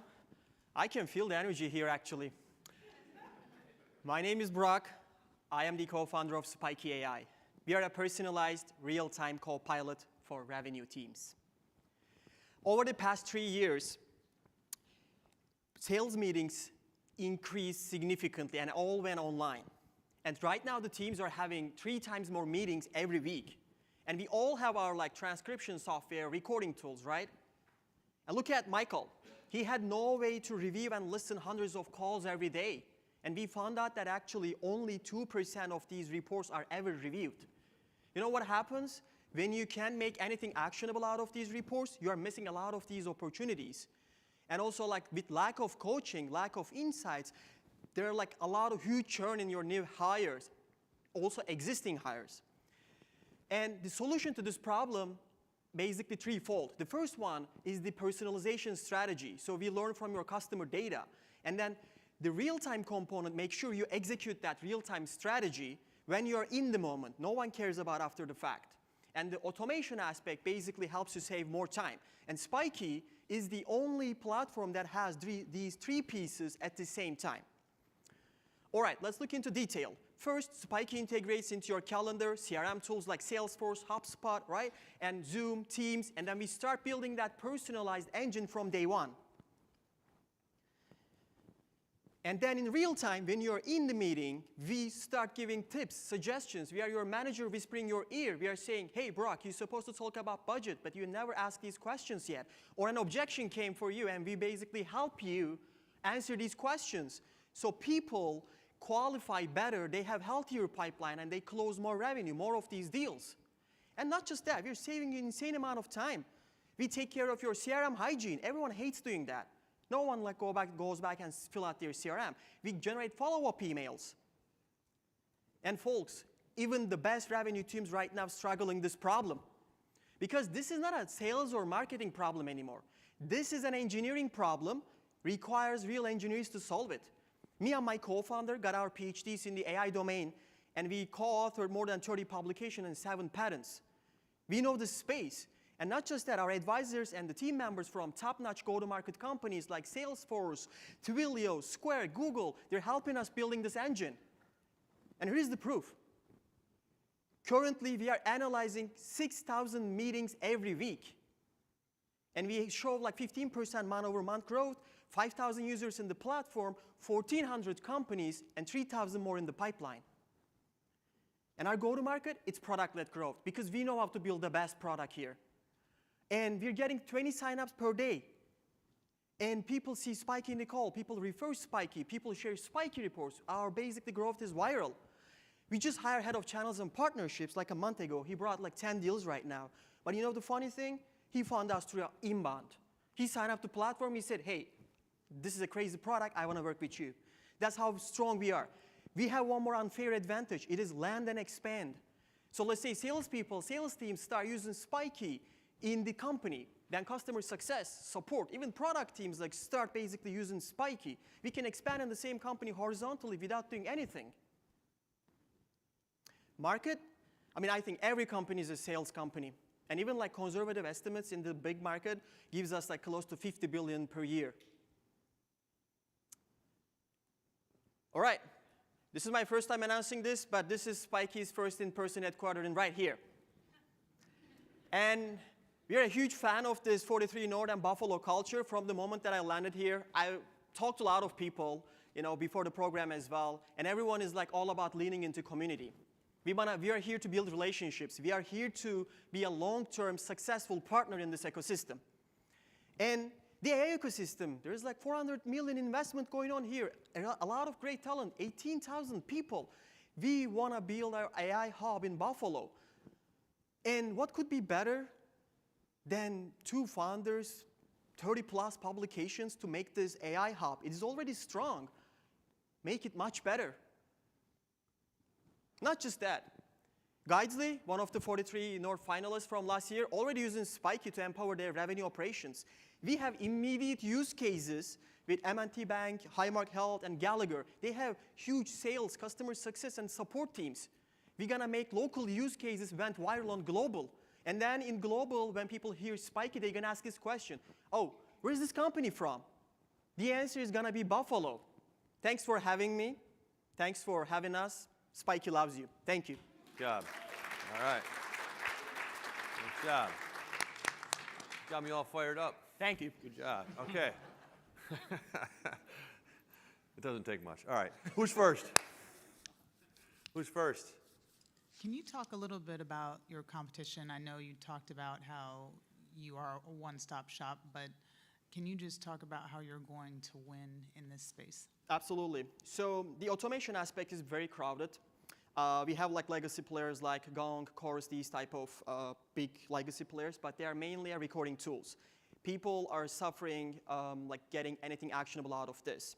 So that's why the real time is a game changer. It's so hard to implement, and that's why all these companies, there are very few companies trying to do that. And Spiky is combining with this personalization angle and real time, as well as like you can get everything from those legacy players. And are you plugging into the legacy players to work the platform? How much training does it need from current? So our integration is pretty simple. Yes, we can like hook them up and like get data. So literally it takes less than 2 minutes to start using Spiky today. And the personalization angle, it's just getting better. Like when you spend starting time and once we integrate into your CRM. But the current barrier of entry, it's just less than 2 minutes. Who's next? Thank you. Lauren, you got a question? No? Yeah. Mike?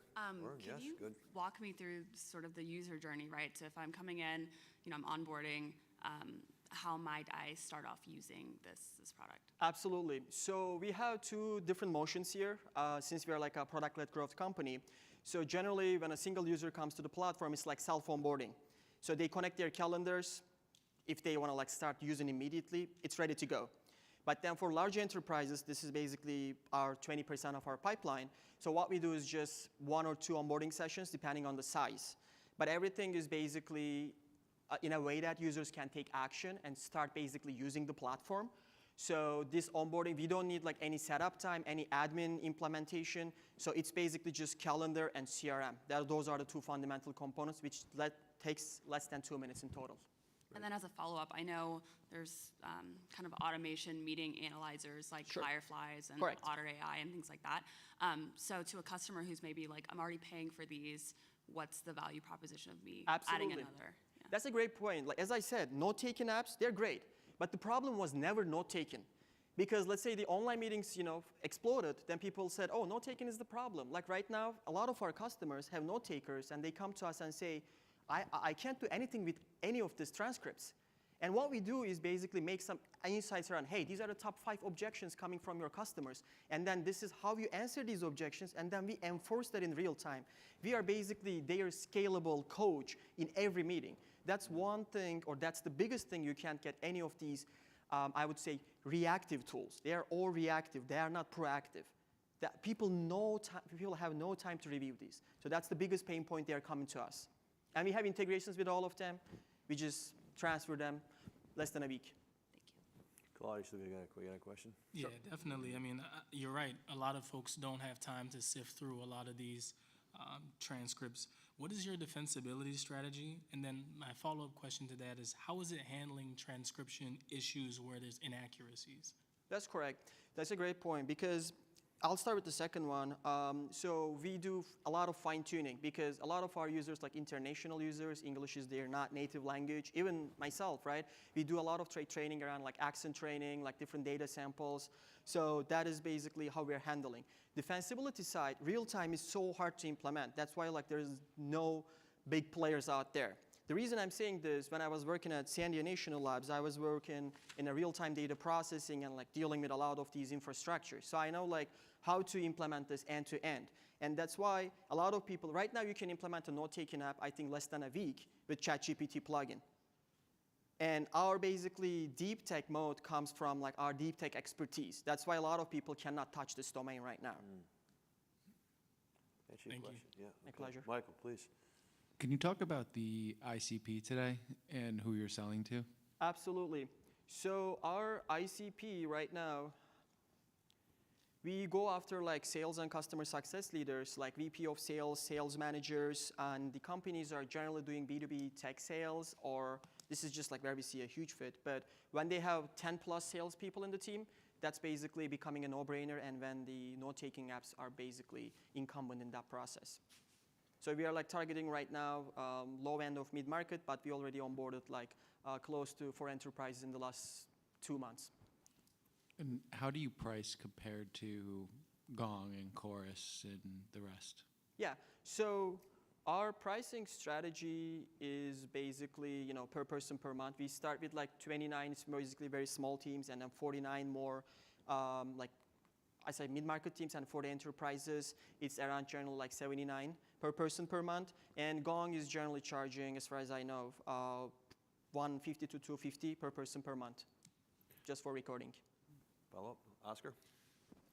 You have a 30-person employee org today. Yes. Is the plan to move the remote team to Buffalo or start building the headquarters here? Just curious, like how you plan to. Absolutely. Our plan is to build our like headquarters here because we were like remote for the past 2 years or so. So we want to like hire AI talent here so they can collaborate remotely as well. But we know a lot of people in the faculty too because UB has great AI institute here.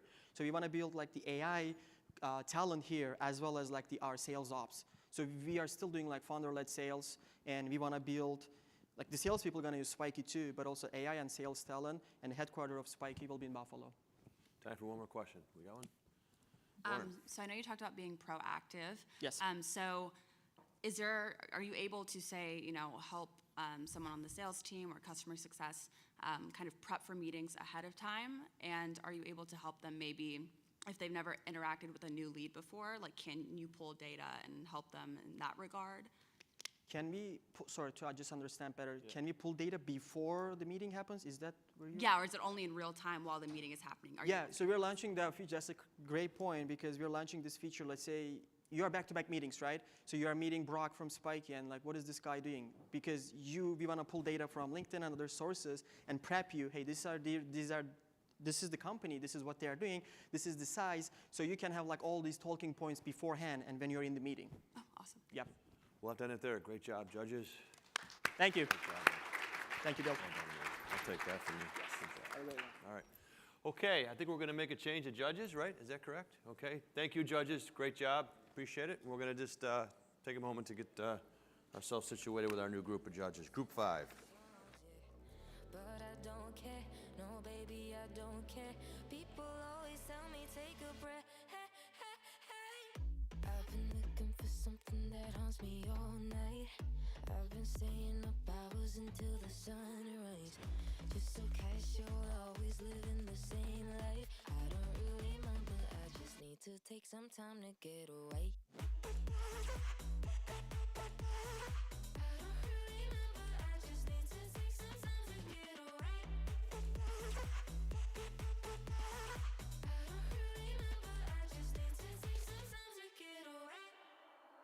Is there something I could take for this pain to go away? 'Cause I've tried 100 methods and they always seem to fail. Am I crazy? Don't tell me I'm crazy. I just need to find another way. Hey, hey, hey. I've been looking for something that haunts me all night. I've been staying up hours until the sunrise. Just so casual, always living the same life. Okay. We're down to our last 3 companies. This has been fantastic. I'd just like to take a moment to introduce our last group of judges. Judges have been phenomenal. All you guys have been great, by the way. Thank you so, so much. Like we have, we'll give them a round of applause as I call their name. First is Anthony Santero from Armory Square Ventures. Next up from VU Venture Partners, we have Raypon Hughes-Mara. I think I got it right. Pretty close, right? Close? All right, great. Elsie King from AHA Ventures. Jennifer Teagan. How many of this has been for? How long have you been here? This is 7 years. Jennifer Teagan from New York Ventures. Thank you so much. Really wonderful. 7 years. Momo B from Watershed Ventures. Welcome. Thank you so much. Okay, we're going to call it our next company. Give me 1 second here. From Zeph, please welcome, I'm going to say this slowly now, Mibi Jandro Kigawa. Yes, I did it. Thank you. Thanks so much, Bill. Yeah, great. Hi, everyone. I'm Mimi. I'm the CEO and co-founder of Zeph, and my team and I are using AI to help transfer for lung care for COPD patients at home. We are a multidisciplinary team. I'm a product design engineer from Harvard, and my co-founder, Shea, is a practicing physician and the former chief medical officer of Aetna and of Withings. And my brother, Francis, our CTO, is a Yale computer science engineer who has extensive startup experience. COPD is a chronic lung disease that affects 30 million Americans. It's the 4th leading cause of death in the US. And despite this, less than 3% of patients are still able to access pulmonary rehab. As a result, $50 billion is spent on COPD annually, and 40% of that is spent specifically on these pulmonary attacks known as exacerbations. So I started my journey in trying to tackle COPD for a very personal connection, which was when my mom was hospitalized for a COPD exacerbation due to COVID. And really, it was very challenging trying to navigate her care at home. And so that's why I've built Zeph and why I'm trying to figure out a better system for our chronic lung patients. And so one of the large challenges is that when COPD patients go home, we're not really tracking their data, even though 80% of exacerbations take place at home. And so Zeph is unlocking this data. We're using our lung care platform that uses clinical expertise and machine learning to capture patient data and to harness it so that we can use it to improve outcomes and to reduce hospital readmissions. So it starts with a 9-week virtual rehab program where we use our Zeph app and connected devices, and where we're essentially creating these treatment plans specific using patient-generated real-time data and connecting to their electronic medical records. Once patients finish the program, they stay on the maintenance platform where we do remote patient monitoring that really augments their ongoing care. And so in this way, Zeph is not only solving the patient access gap, but we're also creating a superior care journey for providers to offer their outpatients. And importantly, all of this is covered by existing reimbursement codes. So really quickly, for how our technology works, we have our patient dashboard, which is where patients are able to access their treatment plans, where Zeph is able to make sure that we're keeping them on track. During the live sessions, where clinicians and patients are doing their trainings, all real-time data is sent to the platform, it's analyzed, and it's used for insights. And then we also have the clinician dashboard, which is where clinicians are able to approve plans, see patient data and insights, and also access streamlined workflows, such as documentation for billing. We're an early stage company, but we've already had some significant milestones. We have built and shipped a fully HIPAA compliant product, which is being used by clinicians and patients. And we've sold into health systems, and we've learned a ton about the healthcare sales cycle along the way. So we're already generating revenue. We're adding another 100 patients this month onto the platform. And importantly, we've seen 88% adherence with patients on our platform.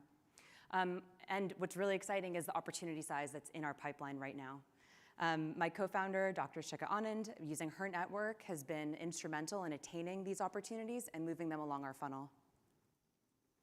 How do we make money? Well, for our 2 offerings, which is the pulmonary rehab and with maintenance mode versus just maintenance mode, our pricing structure uses a one-time implementation fee and then a monthly per patient fee. And importantly, with all of our contracts, we have contractual floors, so it helps us have a more consistent revenue. We're starting with the COPD market, which is a $50 billion market. Within that, we're focusing on the 8,300 pulmonary sites across the country. And within this, we're focusing on the mid to large academic medical centers and independent pulmonary clinics. But this is really just the beginning. There are so many other, COPD patients have so many other comorbidities, so we know that we'll expand to include other chronic diseases on the platform. And finally, we're really excited to build in Buffalo. I personally have family here, but also as a health tech company, there's a lot of strategic advantage to build here. Namely is the vibrant healthcare ecosystem with UB, Catholic Health, and Kaleida. And it makes an incredible place for us to hone in on our our data sets and for honing in on our product. And pulmonary disease is also a really big problem here. It's the 3rd leading cause of death in the state of New York. And within the city of Buffalo, there's a 48% higher incidence of mortality. So hopefully we can really have an impact on patients' lives here. It's an ideal headquarter for us based on our customers in Ohio, down in Pennsylvania, and southern New York, and a place for us to be able to attract talent. But also, we're really excited to be able to work with the other portfolio companies here at 43North and within the tech ecosystem to really scale Zeph's impact and to be able to help the COPD patients everywhere really live fulfilling lives. Thank you.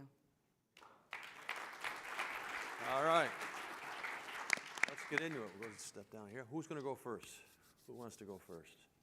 All right, Jennifer, please. So I'm super kind of both intrigued and excited.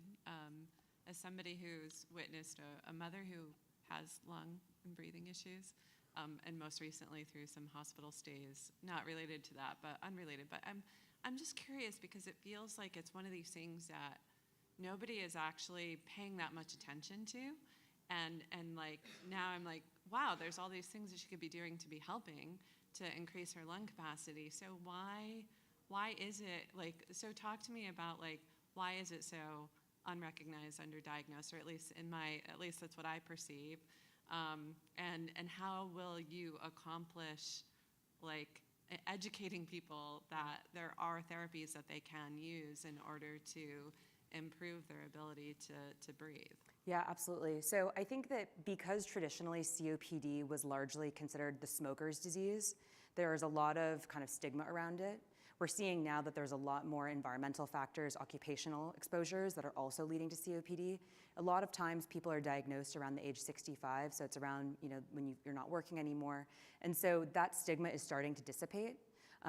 Another challenge, as you mentioned, in terms of the education is just that a lot of pulmonary rehab clinics, there's 6-month, 3-month, 1-year wait lists to get patients in.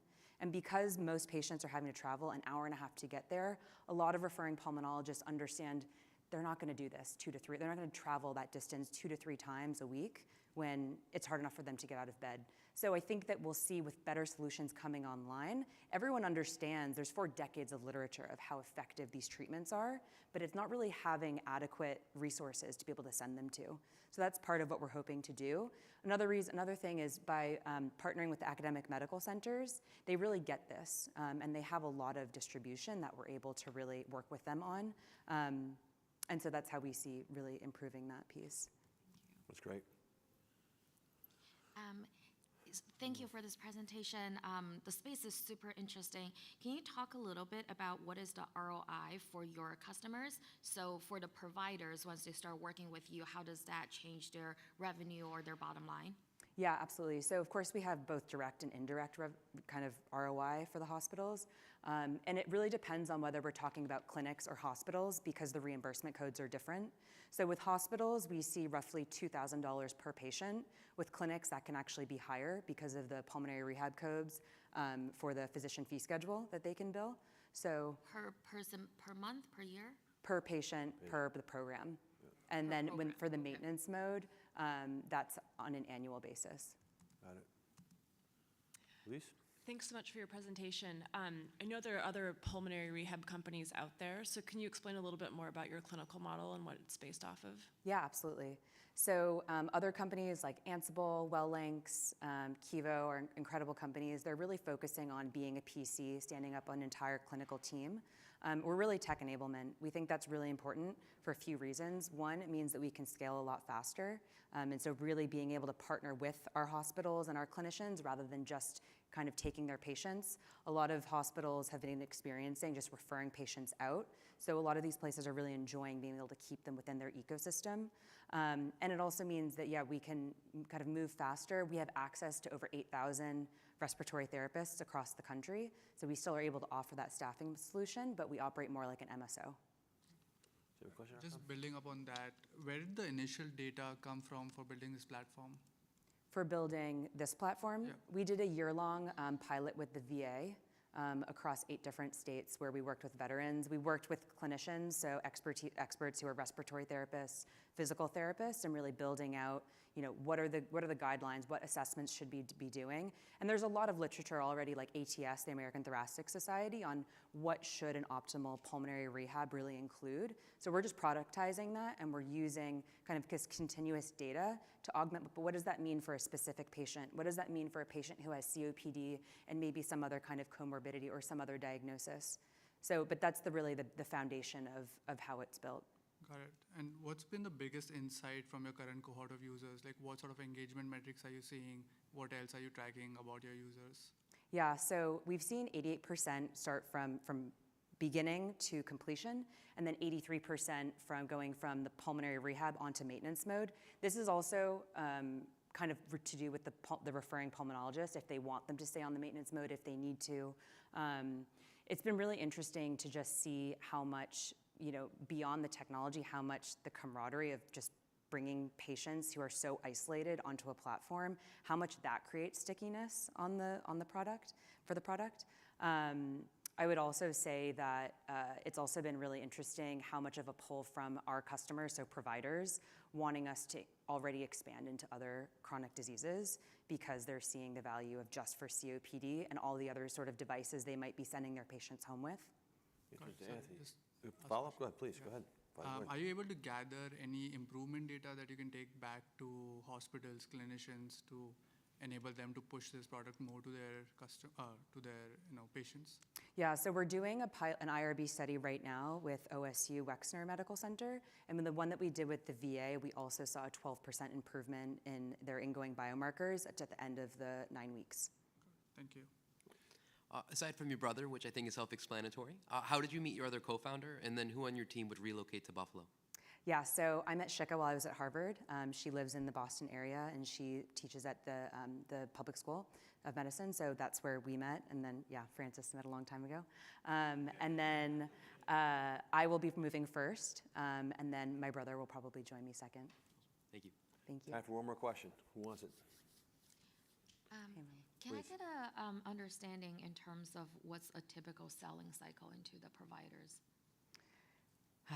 Yeah, they're very different. So for some of our larger health systems, point of ready to sign contract with our clinical champions, it might take 5 months, and then it'll take another 3 months to do security, IT, EHR integration. So truthfully, it's been between 9 to 11 months for us, which is why also being able to work with some of these more independent pulmonary clinics, and also for the 2 pulmonary clinics that we're working with, they're actually roll-ups.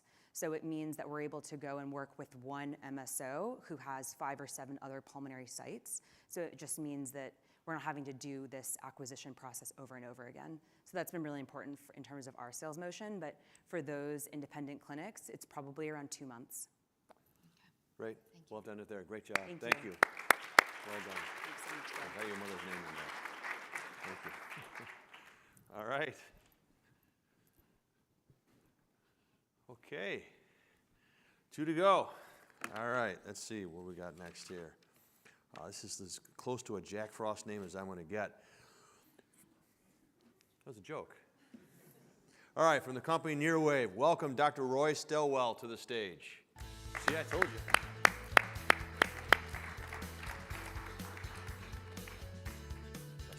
Thank you.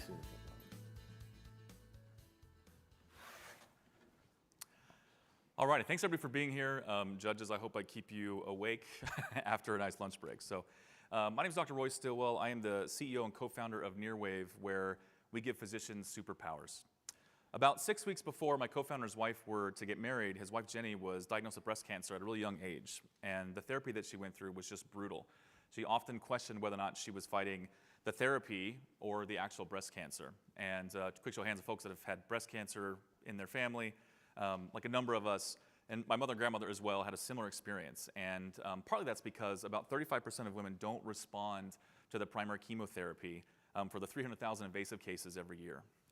And we typically use X-rays or MRI with contrast agents, which we can't do very often to image. And so we invented technology that uses light and AI to predict chemotherapy response non-invasively within a week. And so what we do is we help physicians identify delayed or ineffective treatments. So here you see a tumor in red, and this particular patient is responding to their chemotherapy, so you can kind of see the tumor just melt away. For folks that don't respond, for example, here this is another tumor where the tumor just kind of stays the same or grows, and we predict that therapy response. And what that allows us to do is get people directly to surgery, for example, saving 12 to 18 weeks of toxic chemotherapy, or iterate to new therapies. And we estimate we spend about $4 billion a year on therapies that aren't actually working, which is kind of insane, but that's the current standard of care. So one of the cool things that we do is we're building a platform to enable our physicians to be able to compare that data with data around the country. So imagine you're a rural clinic. You can look at folks that are doing really well in top-of-the-line cancer centers in, say, MD Anderson or in New York. And so we have this accumulating advantage of this platform. So we have this large platform that improves the model, a growing network. So we literally give our physicians superpowers. So our model is really simple. We have a $15,000 piece of hardware and a software as a service. That's $12,000 a year. And then we do reimbursement with physicians, and we can kind of get into that if you guys want to. But we're already revenue generating from a company standpoint. So we've got a number of devices already in the field and $1 million in ARR by next year. I literally can't build these out fast enough. They're like buying our prototypes. We've already talked to the FDA, and they totally agree with our pathway. And we've already validated this technology in a number of studies around the country. So the reason we've been able to do that is we can attract some of the top talent in the world because this mission is just so cool. So we have folks, engineers and scientists from Stanford, University of Notre Dame. We've had a rocket engineer that's helping us with our firmware code. And we're backed by some of the top accelerators in the world, including Y Combinator and a number of other VCs around the country. It's a big market, $3.5 billion and $42 billion worldwide. And we primarily, our users are surgical or medical oncologists. And then we'll expand to some cool additional indications in the OBGYN primary care space. So it's a low-cost technology and also really highly functional. So here's one of our competitors here in this space. But what I encourage people to think about is competing technologies. So let's say you could use MRI for this imaging, and you potentially could do that, but it's really expensive. As I mentioned, it's about $12,000 a scan, and you have to inject this contrast agent. You could also do biopsies and look at like RNA and DNA changes, which is kind of cool, but we're doing biopsies and leaving incisions over and over, so it's not the most practical technology. And of course, people always ask about ultrasound. You can use ultrasound as well. It's just not as accurate as other technologies. So we have a pathway to 20 million or 20x ROI. So you can see kind of where we are now. We're sort of soft launching, and then we'll be doing our full launch after our FDA clearance. And we're doing pre-sales and research essentially, and a good path to following a general SaaS growth model. So Buffalo, this really could be the city that helped cure cancer, and I really believe that. This city has is built to win. There's a lot of innovation cancer centers already here with like Roswell, medical device development at Jacob Institute, and world-class talent, UB and RIT. And if you know anyone in the AI space or hardware, I actually need those engineers, so come talk to me. And a history of medical and manufacturing here in the region. So we're de-risking our approach by doing a bunch of milestones in market and regulatory as well as technology. You can see some of those milestones here. So we've raised some funds already, done some reimbursement, and working on our FDA. And then we'll additionally raise some more funds to finish that work out. So accelerate our sales as well as bring on some folks for sales. So there's no future where humans don't figure out how to cure cancer, and I really believe that. In the meantime, Buffalo, help us give physicians superpowers to do it. Thank you. All right.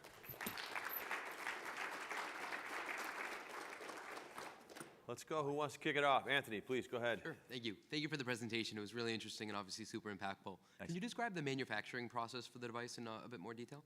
Yeah, so we are assembling the devices in-house in Austin, Texas right now is where we're at. And we have manufacturers that build the boards, and we use a lot of lasers and optics and stuff. So those come from manufacturers mostly in the US and a few overseas.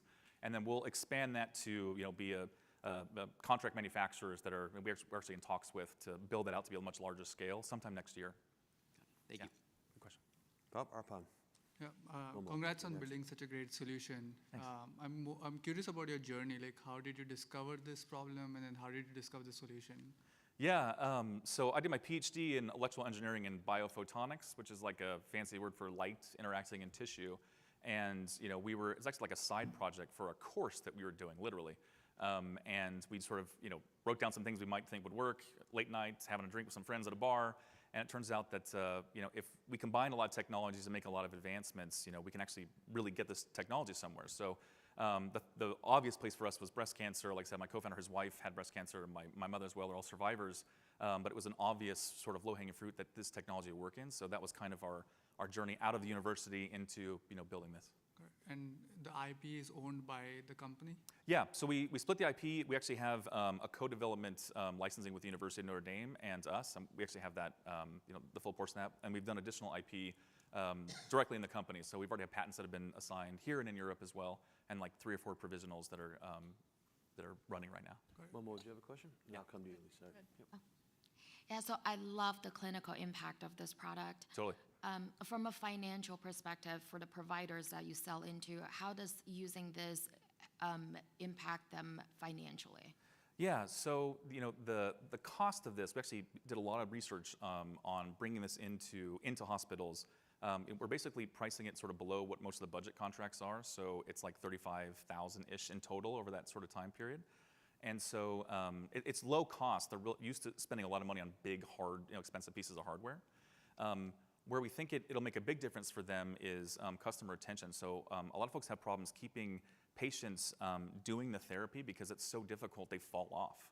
And that happens often. They'll have to move them directly to surgery or do something along those lines. So we can increase the number of folks that stay doing those therapies. And then for reimbursement, all the physicians get reimbursement with this technology. So there's a bottom line that's the ROI on that's like about a year and a half, and then it's money generating for them.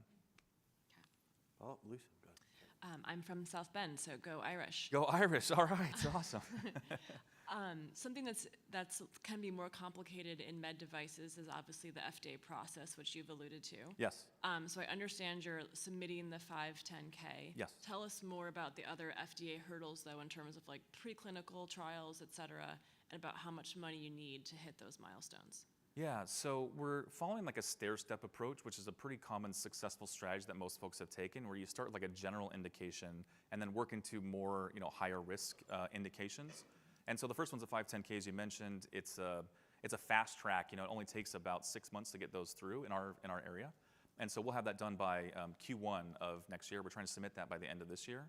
And then for our additional indications, we'll have to do some smaller clinical studies, and we've got 6 of those starting, 3 of them this year, and then a number of them next year. They're already paid for. So we've got grants from different areas around the country to do those studies. And so that's kind of along that pathway. So it'll likely be, if you're familiar, like a de novo for that first one. To answer the last question, in terms of cost, on average, med devices are around $20 million in this space, total funds, before you get all the way through the process. So it's in that ballpark, and we have our finances set up that way. Interesting. Question? Any follow-up? Jennifer? Anthony? Please, go ahead. Of the 4 devices that you guys have sold so far, how Yeah. long have they been used by the customers, and what have their experiences have been thus far? Yeah, so we have a number of devices that are being used in the breast cancer space. So in particular, looking at, it's called neoadjuvant chemotherapy, like a fancy word for pre-surgery therapy. So similar kind of what we're talking about here. Another application that is being used for those, they're mostly researchers, researching in generally the breast space. So another one would be looking at differentiating between benign and malignant tumors. Turns out this technology is really good for that. And then finally, one of them is being used for lactation. So lactation studies for women who have babies that they're lactating with. So lots of different kind of applications like that, but it's mostly kind of been in the breast space. There's lots of other applications, other words that we'll be moving towards. Thanks. Yeah, question. Any other questions? Who's coming to Buffalo? It'll be me and the other half of our team, and then we'll hire 2 more folks here. So it'll be most of a team. We have a couple remotes. One's in New York City, actually, and then one in Texas. And so those folks will stay. They'll probably stay remote, but the majority of the team will be here. Okay, thanks. Time for one more question. Any questions? Okay, that's great. Cool. Great All job. right. Thanks so much. Thank you so much. Well done. Thanks. I'm going to take that from you. That's heavy. I appreciate you doing that for me. Thank you. All right, our last company. Then you don't have to deal with me anymore. All right. From CoverRight, please welcome Richard Chan to the stage.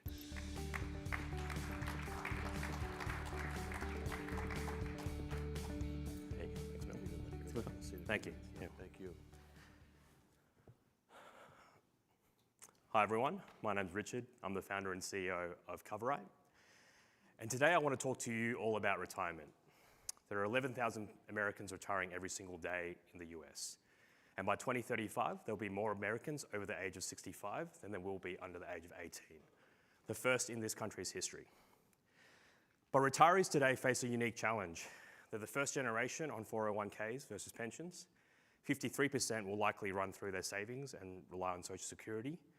And unfortunately, they're the generation that are going to have to deal with the impact of health cost inflation continuously running at 2 times US inflation. It's fair to say that older adults need help. So our mission at CoverRight is very simple. We want to improve the lives of older adults by unlocking access to the trusted guidance on health, finance, and lifestyle decisions that benefit them. Our vision is to build a seamless navigation layer, bridging the $125 trillion of assets held by boomers and Gen X and the $7.5 trillion of health and financial services markets looking to service them. And what we're starting with is the first and most critical question that we've heard from our customers. How do I manage my health and my health costs? That's why we've launched the first TurboTax for Medicare experience in the world. For those of you who are unfamiliar, Medicare is a mandatory health insurance transition that all Americans have to go through when they turn 65 or as soon as they retire. Today, there are about 100 private options to choose from, and for most people, it's the very first time they've ever had to navigate health insurance by themselves. So what we have done at CoverRight is build a proprietary platform that provides an all-in-one service. We give them the critical tools, such as searching doctors and drugs all in one place, so they don't have to do it individually with each plan. And we provide them a quoting engine that gives them instant and accurate pricing based on their age, gender, location, and other factors that impact their price. Most importantly, we pair that digital experience with human support, giving them a holistic service that saves them hours of research and confusion. We're also challenging the status quo. Our experience is leaps and bounds ahead of the existing and dated experiences that are out there, characterized by boiler room call centers that use deceptive practices, bait and switch tactics, and spam calls to convert their customers. We hope to eliminate complexity through an easy-to-use interface that guides our user through this decision, focusing them on the key decisions they have to make while our platform handles the complex trade-offs. And we'll do all of this while still educating the consumer and providing them unparalleled transparency and insights into their health costs through industry-first tools. What we're most proud of is that we've built an experience that our customers love. And what we're most excited by is that we can extend that relationship over time. With the data that we collect from Medicare, we can append up to 10,000 other data points to create the most complete health and financial profile available on this customer, allowing us to underwrite additional recommendations and products that are relevant to them over the lifetime of that customer relationship that we have. In terms of our business model, our CAC is low, we only pay it once, and we have the opportunity to create multiple recurring revenue streams with each customer over their lifetime. Today, our primary monetization model is through commissions we receive from Medicare plans, which have a recurring structure. We've written over 1,300 Medicare policies. We work with 20 plus health insurance brands across the country, and we're in all 50 states. And this quarter, we're expected to grow 400% over last year. In terms of distribution, we've partnered with trusted institutions and service providers across the country in local communities, such as credit unions, and we're soon to announce a partnership with a national pharmacy and grocer that will give us access to over 30 million households across the country. Our team has deep experience scaling consumer fintech and digital health platforms. Our head of growth is the former VP of marketing at SoFi between Series A and E when they raised $1 billion of capital. Our head of engineering has a cognitive science and computer science background from Johns Hopkins and has been in digital health and fintech for most of his career. And then myself, most recently exited with Credible.com, the largest student loan refinancing marketplace in the US. And finally, why Buffalo? While CoverRight was founded in an era of remote work, we truly believe in the power of in-person. And so for a long time, we've been wondering where we could set up base to create a density of talent for our sales, operations, marketing, and product functions. We understand from our own experience that training, recruiting, and promoting within is the best way to deliver outsized returns. And we were fortunate enough earlier this week to speak to ACV Auctions and their CEO, who's basically proven this model out for us. We're excited about partners such as Highmark, Independent Health, and M&T Bank that we can access, the 50,000 students that create a pipeline of talent that we can hire from. And most importantly, we're proudly a New York-based company.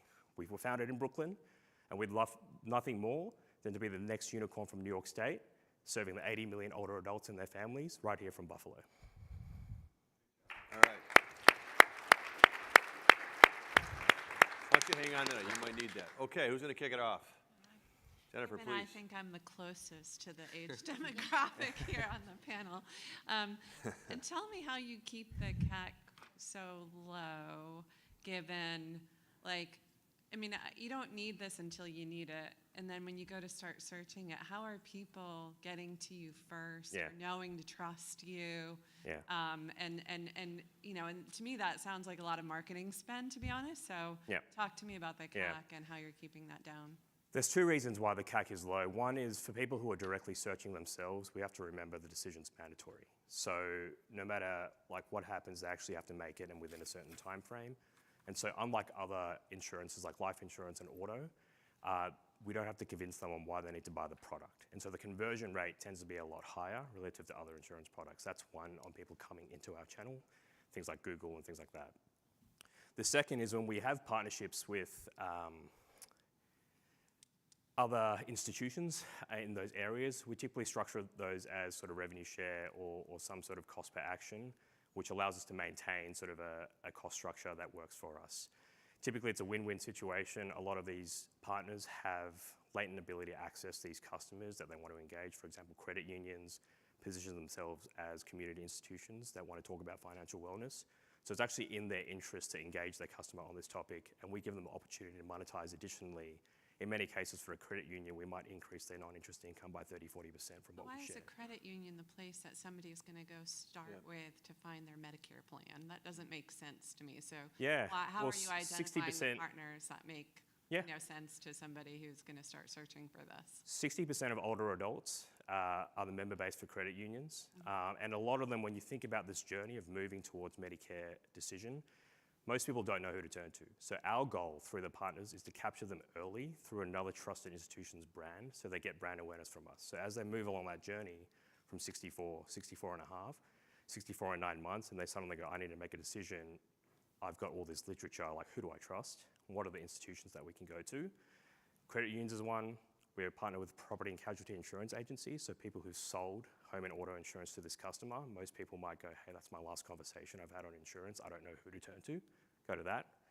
On the retail front, all the retailers today are building pharmacies. They want to retain their customers, and so we can actually work with them to find their customers' plans where maybe they're the preferred pharmacy provider, help them reduce their prescription costs, retain that customer, and also drive foot traffic back into that ecosystem. So Medicare plans have over-the-counter allowances. They have grocery allowances, and so we can drive that traffic back into that ecosystem to spend, and that increases the basket size for those retailers. Momo, please.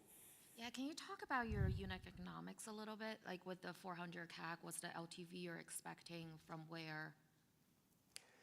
Yeah, so just on Medicare itself, this is a very typical Medicare Advantage commission profile. $600 in the first year for someone who's new to Medicare, $300 for every subsequent year they stay in the plan. So our LTV is based on the fact that we will retain this customer over a number of years, typically 8 to 10 years. Remember that you can't leave Medicare. There is no other health insurance program to go to. So our job really is to get in front of that customer if they need to switch, to be there to help them, whether they're moving from New York to Florida, whether they've got new doctors and use drugs and there's a better plan. As long as we help them switch, we continue to receive that trailing commission structure from that customer. So this 4 to 5x doesn't include any of the yellow bar, which is this conversation about, hey, what else can we do once they've won the trust of this customer on this first transaction? So the first transaction covers your CAC? Yep. Okay, that's good to know. Thank Yep. you. Rapan, you got a question? Yeah, I was just going to ask about the competitive landscape in this space, like apart from people searching by themselves, like what other tools are there to help them make these decisions? Yeah, so the experience today for most people on Medicare is basically they get a booklet from Medicare about 6 months before they turn 65. It's 140 pages. They're supposed to read through it and then they're set on their way to go find a plan. And the typical channels today that exist are really from sort of prior generations and field agents. A significant portion of the market. Obviously, that's the preferred channel for people who are older boomers, silent generation. Over the last 10 or 15 years, there's been a wave of sort of call centers that have come up. I would say most people who are, at least from our data, 75 plus definitely prefer phone as a channel, but 70-80% of our customers are 65 to 69. So we're really targeting this generation that's aging in now. And if you roll back the clock, people who are 65 today were 45 in 2005. That's basically the BlackBerry generation. Interesting. Anthony, please. Yeah. Beginning in year 2 on that chart that you had it earlier, you had additional product revenue beginning and then quickly scaling from there. Could you give us some examples of what that would look like? Yeah, so a good example, is service providers that we can help direct them to on health. So cost plus drugs and GoodRx are relationships that we have that could monetize over time if we start driving enough referral traffic to those. And so that's us going, hey, we've got your doctors and drugs.